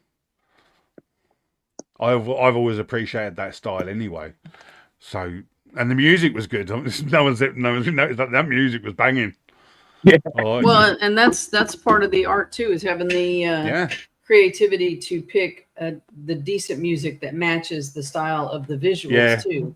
it went with it. Yeah, like the Cuban lifestyle and stuff like that, because that's obviously part of race culture. Well, the and nice stuff. thing about like Thuno is that you can actually write the lyrics yourself and then just kind of create the music. Because some people aren't like me. I'm not like musically, instrumentally gifted and everything. And I I no idea how to do it. I mean, I sing, but I don't want to sing like that. So it's like I do use like Thuno to help, but I write the lyrics. But so you can definitely tell Beast put a lot of that himself into the song. You shouldn't have brought up singing. Somebody could have challenged you. Probably, yeah. Okay, No, yeah, and Corey it's just- stuck into the chat. Hey, what's up, Corey, man? No, yeah, and it's just like it's all creativity, man, and so I had just shared with No Name them too, and I think Spider or I don't know, one of them or Donna, maybe both of them, but the recent issues, right? I've been having personal life in real life and some internet drama and whatever has actually brought up more creativity because that's what I do, right? To release, right? To decompress. So I create, right? I throw myself into the creation. So I made the ninja scrolls, the ink wash scrolls. I made the crushed glass, murals, and then obviously the what you guys just saw. I've been working on that for a couple weeks now, and just that's and a lot of the art just to bring everything from the whole show, full circle. Yeah. A lot of art comes from that. It comes from the stripe, and it comes from experiences and life and whatnot. And out of that, right, is creativity is born. You know what I mean? That's how Tolkien wrote his books. That's how a lot of artists paint, get the ideas and whatnot for their paintings and how music definitely how musicians write their songs and play their instruments. I mean, Spider can attest to that. You know what I mean? And anything, right? It down to what y'all do, right? Video content creation and Macarah with her art and Pigeon with his art and Rohlin with him doing his shows and his videos and whatnot. It's all coming from, like, sure, Rohlin could just sit there and talk to the camera and read articles like some people, part of planet, but you put effort into it, you put research into it, you put time, you put feeling, you have passion, exactly. Yeah, Everybody has passion their for it. You know what I mean? Yeah. Passion, it means everything. If you haven't got the passion to do something, someone else will notice it. It's like when like Pedro Pascal phoning it in for Mandalorian and Grogu, you can tell he didn't have the passion for that project anymore. You can't go into things half-heartedly. Like, if you could have spent, instead of spending 2 weeks doing that, you could have spent like 5 hours and then gone, oh, that'll do. And that's you can't do your art like that. What you call hippie's wife? Oh God! Get out, Corey. Or you tell jokes like Corey. This is where he channels his creativity. People who can snap back, I can appreciate like a good snap. All right, to give it its due, Agent Corey, joke time. What do you call a hippie's wife? Mississippi, motherfucker. I like that. Best dad jokes today. I think that was a good one. Amen, brother John. I actually dropped I didn't drop it. Like, I created the first image from my novel, short story, whatever it's gonna end up being, whatever it grows into. It was the Beast, before before the raid that changed everything, and I put down a solid 2-3 paragraphs, actual writing of the prologue of the book. So you know what I mean? Like a lot of it is helping me streamline stuff, and I'm writing the book, but you look up now at Google everything, right? You can Google outlines and get pointers and whatnot, and then like to actually like create the visuals so I can see, what I'm looking at, what I'm envisioning in my head, to see a physical representation of it to help. You know what I mean? Just stuff like that. I'm still holding you to it. I'm waiting for it. Yeah, buddy. That's a lot of artists. They have difficulty visualizing the thing that they want to put onto a piece of canvas or just to draw, and that's going to sometimes be the hardest thing. Like, it's certainly something I struggled with when I was learning, and I didn't feel I was any good.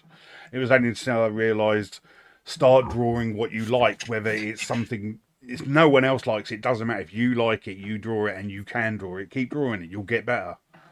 And it's the same. Well, and the thing too is the one main thing, even musically and artistically, is you have to learn when to walk away from the piece and not keep redoing it and redoing. Trying for that perfect thing that you're not going to get because you're never going to be 100% satisfied with it. I'm absolutely guilty. I can attest to that specifically, Donna, because that one night, it was probably a month ago now, when Beast was like, "Oh, are you gonna have that after dark song ready soon?" And I'm like, "Shit, yeah, forgot about it or whatever." I went on to work on it that day. Couldn't get anything done. I was at work doing nothing. The song popped into my head. Had the whole thing done and ready to go. So it comes when you least expect it, the spark. Yeah. Like, I can sit there and whether it's writing or painting, whatever it is.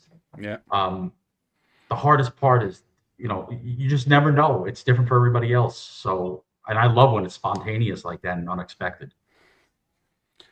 Yeah, it's a lot of people can't work to schedule as well. It's like it's an added pressure Sometimes it's like when I was working for the companies I was working for, you was under pressure, under a time limit to do things, and sometimes that would take what you would end up going, well, that'll do, because, and certain things you didn't really care about, some things you did. I'm not going to lie about that. There he To is. get you through. There's But, my guy. that's Find your really lack good. of pineapple disturbing. Yep. So that's a beast with his axe before the Getting read. ready to eat pineapple pizza. Yeah, clearly. Clearly, that's what he's prepared for. That's what he got that giant axe for. So what's in the middle of the axe is this. That's one of those bits of pineapple that have been put in the Kool-Aid. That's what that is. Yeah. But yeah, I mean, like if I was to draw that would, like, if I was to do that and get it to that point on canvas, let's say, that would probably take 3 or 4 weeks, like an hour a day and stuff like that, to get it to the point where it was even close to that. And I'm not gonna lie, I probably wouldn't get close to that being my style. But yeah, it would take me a long time. And I think even if you could do that in 2 hours, it's still an art that you've learned the system to be good enough to get to the point where you can do that in 2 hours. Whereas if you like, if I went and just started doing Grok now or whatever, or ChatGPT, or trying to build that, it would take me 2 months, because I've got to learn all the prompts and how to do things, where things go, like all the insides and outsides of it. It's an art in itself, and I think that's what people don't realise. They think it is people just going on a Grok and saying, "Do me a picture of a man built like a brick shithouse with an axe in a forest in a bit of rain," and it's going to come up with that, and it might come up with a simile to that, but it will be nothing like that. That's There's you. a process and a curve to everything. Yeah, that's clearly your some art. may hit it easier than others. Some may take more time, and you just have to find your groove individually as a person to get there, and keep challenging yourself. Like I was telling Rohlin when I first did his stinger photo show, in the beginning, when we first had him on, his first stinger compared to the one that we have now is miles apart. You know what I mean? Like, it's similar, and you can tell it was done by me, but it's far. What I have now is far more refined because of what Pigeon was saying. At the time I put into refining it, the time I put into how I write the prompt, how I word things, how I run the animation, whatnot, and what have you. You know what I mean? And you just got to keep challenging yourself. And I think that's where a lot of artists and antis, right, is what they call them, the anti-AI guys, kind of get a fucking, get it stuck in their craw. Like, oh, they're stealing and this, that, and whatever. It's like, nah, bro, like, you keep perfecting your shit, right? And I'll keep doing my thing over here, and it'll turn out the way it's going to turn out. You know what I mean? Like, people are still going to come to you, right, for your art shit, and people are going to come look at my stuff for what I have. It's not a fixed pie. People, and that goes back to what we were saying before about the youth and FOMO and TikTok and this and that. Is nobody has the patience to stick with something and run with it anymore. It's what is the next thing going to be? What is it going to be? Literacy rates now are down because they got to curb them because people don't have the patience to read correctly or do things like that. It goes through the whole life process. And if you want something to do right, you got to Frankenstein it, let it boil, let it take its time, and it will hit regardless when you do it. Get it wrong. Get it wrong. That's one of the biggest things on it. If you get it wrong, don't worry about it. Move on. It's like Donna's saying sometimes. I was guilty of overworking my stuff, and it's just like because I want to get it perfect, I want to get it perfect. It's like the Godzilla picture. That took me it went from what it is now to what it first started out. It's completely different because I was learning as I was going on because I hadn't done stuff with acrylic paint, because that was my first, I think, one of my first acrylic paint jobs. But if I'd have stopped where I thought I should have done, it probably would have been a little bit better than that. But because I couldn't tell myself to stop. I was like, no, I need to do this, and I'm happy with it now. But I had to start again. I got to the point where I had a whole picture, the whole thing was done, but the Godzilla was just black. It was just a black silhouette, and I just realised that I'd overdone it. I'd done too much, so I just completely started it again. I think there is a picture of it I sent you, but yeah, I mean that's like you can't see, but that's even to me that's not finished. and it never will be, because that's the way I like to work. But it's better than the first one I did. And the next time I do another piece of wall art, it'll be different to what I do. You know, I've learned so much from doing just that one picture, because I hadn't really worked with acrylics before. And, you know, I'm happy with certain things in it and certain things aren't. Like, I put the clock on because someone I sent it to said that you can't use, if you sent that to someone in Korea, they would go mental at you because it's got the rising sun in it. It's like, I didn't think about that. Just to me, it's meant to be, you know, Shin's Godzilla from the 1940s. That's like the whole point, is there's a Mitsubishi plane in it and stuff like that. But you don't think about that. You know, you don't think about your own, how it's going to affect other people. Like, yes, I did that for me. That's just something on my wall. You can see that's my TV soundbar there. But, you know, I will always add to that, and that's just the way I like to work. But I know I should stop. I know I could just leave it at that. It's fine. You know, some people will like it, some people won't, but that's just my style. But I was certainly guilty of doing way too much for that, and a little bit with the Livid Pigeon cryo chamber as well. As like, I probably went too far with that, and I had to put it back again and start again. It's just it's what happens. It's what you do, and I don't see any difference between me doing that and it taking me. See, that probably took me about, like, in total, probably about 3 hours of just mucking around with it. And it's completely different to where I started. But that's a picture on top of an actual cryo, like, poster. And I've just mucked around. And I was just doing that for the fun of it, you know. But the point is, I could keep doing it. I could stop doing it. I could, you know, there are certain points where you realise you need to stop. And I realised, you need to stop there. Because it can be too much sometimes. It takes away from the original thing you were doing. But it's still my style. You can tell, you know, if you see all my other stuff, you can tell that's pretty much me. It's kind of the way I do things. And that's the same with Beast. It's his stuff. It's completely him. I know when it's his stuff. I know when I see No Name stuff. It's his stuff. Like when I see Tree Bear stuff, it's his stuff. And it goes on and so forth. And that, it's like any, like a Batman comic, you know it's a Frank Miller piece, or you know it's a Kirby piece, or you know you can tell by the certain style. And there's the writing as well, like Chuck Dixon, you can tell it's Chuck Dixon and stuff like that. And it's because they've persevered, they've tried, and they've failed. You'll fail more times than you will succeed until you get to the point where you are comfortable in what you're doing. And it's like, you've been doing, like, I've known you for what, maybe like 2 years on X, and I've seen you just starting doing silly little things, really, like little grok things, like just a little meme here and there. It's just a bit of fun, to like doing full-on pieces, to set piece to you've got to the point now you've done a music video, for God's sake. That's crazy to me that you've been able to do that in such a short amount of time and be so good at it. And I don't understand people who would be against you for trying to do that just because you've used prompts. That's art to me. I don't see the difference. But there are people who do. So I don't understand the people who hate. I can understand the reasoning. It's like the people that were against the loom, you know, during Victorian Britain. It's, you know, people are scared of change. Well, it's like he's saying, and to me, what irritates me is when people spend 5 minutes with grok and post it on X and call themselves an artist. Mm-hmm. Yeah, you're not. You're creating memes. You're not an artist. But when you take the time to write the correct prompts, you put out something that you obviously worked on and you cared about. That's an artist. That's an AI artist. Yeah.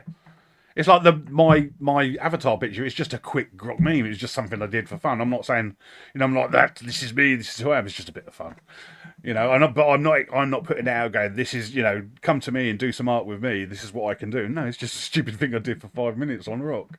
It's just a funny thing. But from that, I could then draw that. That's the whole point. From that prompt, I could then draw that because it's now something that I could picture in my head, but I couldn't draw. But now I've got a reference point that I can use, you know.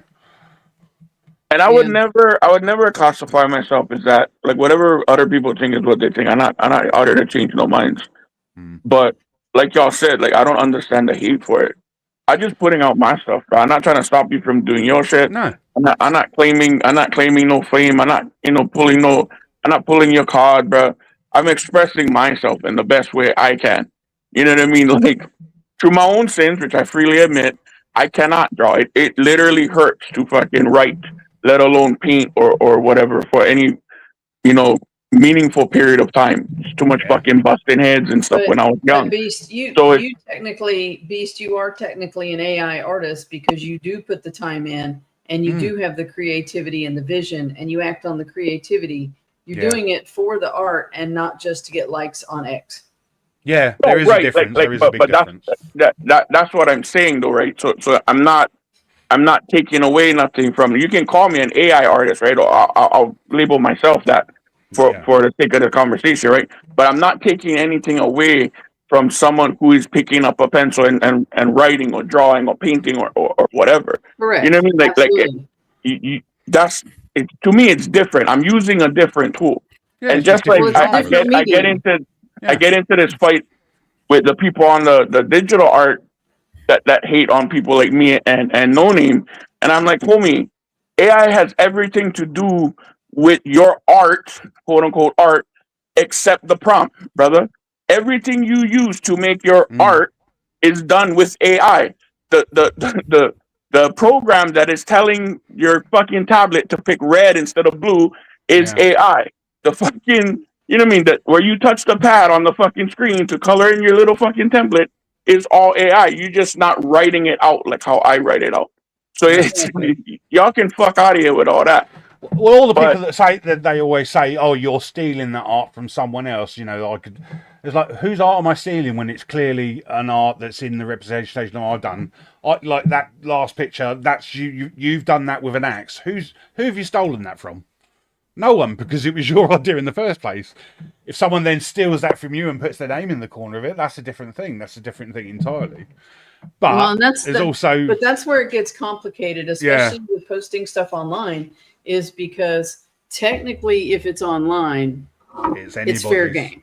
Yeah, it's fair game. But there is such a thing as internet etiquette that you don't go get somebody's designs like No Name or Core Member or Tree Bear. You don't go get their stuff and completely rip the design. Yeah, and then do something else and then say it's like and yours. then post it as yours. Is it technically yours? Yeah, in a way it is.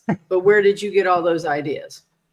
Yeah, and there's a point where you can. Yeah, there's a point you can collaborate.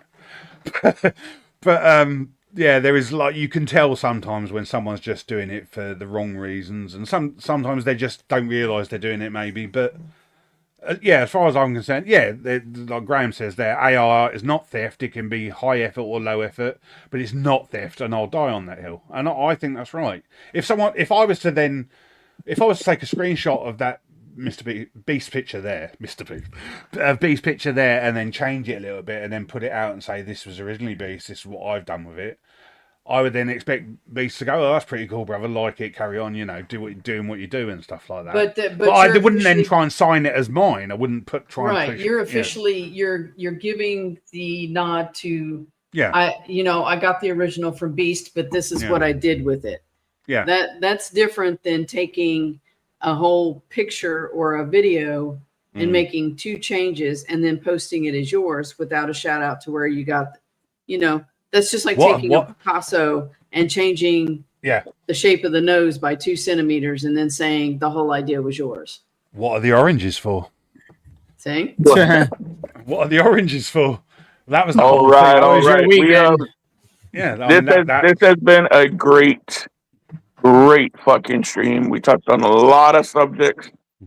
I felt we all had a great fucking time. Thank you all for coming on. This is our Sunday Saloon panel. I hope y'all in the chat enjoyed what we had to say and our conversations. Let's go around the horn, tell everybody where they can find us and what we are up to. Let's start with Mr. Spider Unlimited. Yeah, we'll be back tomorrow, 7 p.m. with the Monday mashup. Graham Robbins tackling some pop culture and current events. We'll be having fun, making laughs. And I want to thank you all for coming on. Always a pleasure to have Macarah, Livid Pigeon, and Rohlin the Wretched joining us. Always welcome. Pleasure always be here. All right, Miss Macarah Mac, what's up with you, sis? Well, you can find me pretty much anywhere, I guess, on X. And you can find me on Real Talk on Wednesdays in the evenings. And about it. All right, Mr. Livid Pigeon, what's up, brother? Where you be at? You can find me on X, just usual, just taking the mickey out of mainstream media mainly, and just having fun with everyone in the stream and some of our friends and stuff. But we're going to start.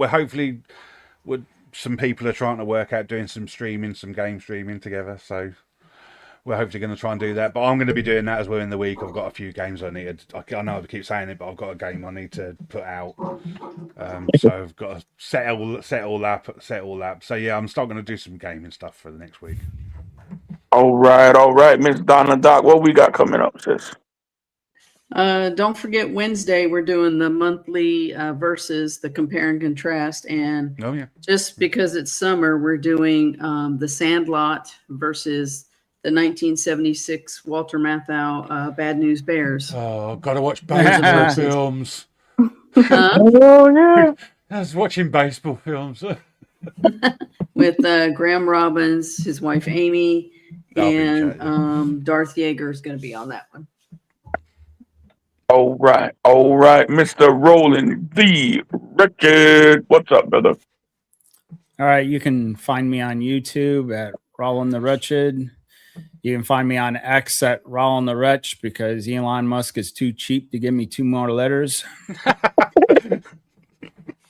Even though I got a blue check, he can't give me 2 more letters, Elon. Not cool. Monday night, tomorrow night, I will be on Monday Night Meltdown. That's Comics Division's channel. And I know him as Ian K. And we start that at 10 p.m. Eastern, 7 p.m. Pacific. And that's basically pop culture. I'm afraid we're probably going to be talking about Disclosure Gay. What a mess that was. And probably the box office in general, because it's been a real train wreck the last couple of weeks. Not looking much better for the next couple. Yep. No, well, Toy Story's gonna initially come out of the gate hot, but I don't know how much. It will do. Yeah. I don't know how what kind of hold that's gonna have, because I suspect it's gonna be a girl boss movie, and little boys aren't gonna want to go see Jessie for 2 hours. So I think that's the one thing it's got going for it, is that not many people know the storyline at the moment. It's been quite really, isn't it? Because they're projecting like 145 to 160 domestic right now, and hasn't really moved. So I think that is going to be the number. Yeah, but I think that's because you're going to have a lot of fathers and little boys show up thinking they're going to see Woody and Buzz, and they're going to see Jesse, and then I think it's just going to fall flat out on his face. Yeah, well, and again, thank you for having me here. Always a good time. This is always a lot of fun. Good to see Pigeon finally in person. Macarah, I know she kind of follows me, and we kind of follow each other on X too. So the occasional comment, but it's nice to talk to you finally. Yeah, exactly. Yeah. So I'm happy that all of you made it on today. Great conversations. As always. Can I just cut you off 1 second? Bless you. Yeah, I just want to say that everything that everybody just said, Macarah, Livid Pigeon, Rohlin, all their links, as they stated, are below in the chat. So go out, like, subscribe, follow, interact, watch, do it all. Yeah. I am Beastman from Ocean Man Productions. Follow me over on X, and I'll be here with the Outlaws, man, doing my thing, cooking up some intros and whatnot. And, just general commentary. Tell the ones you love that you love them. And as always, remain blessed. We out here, y'all.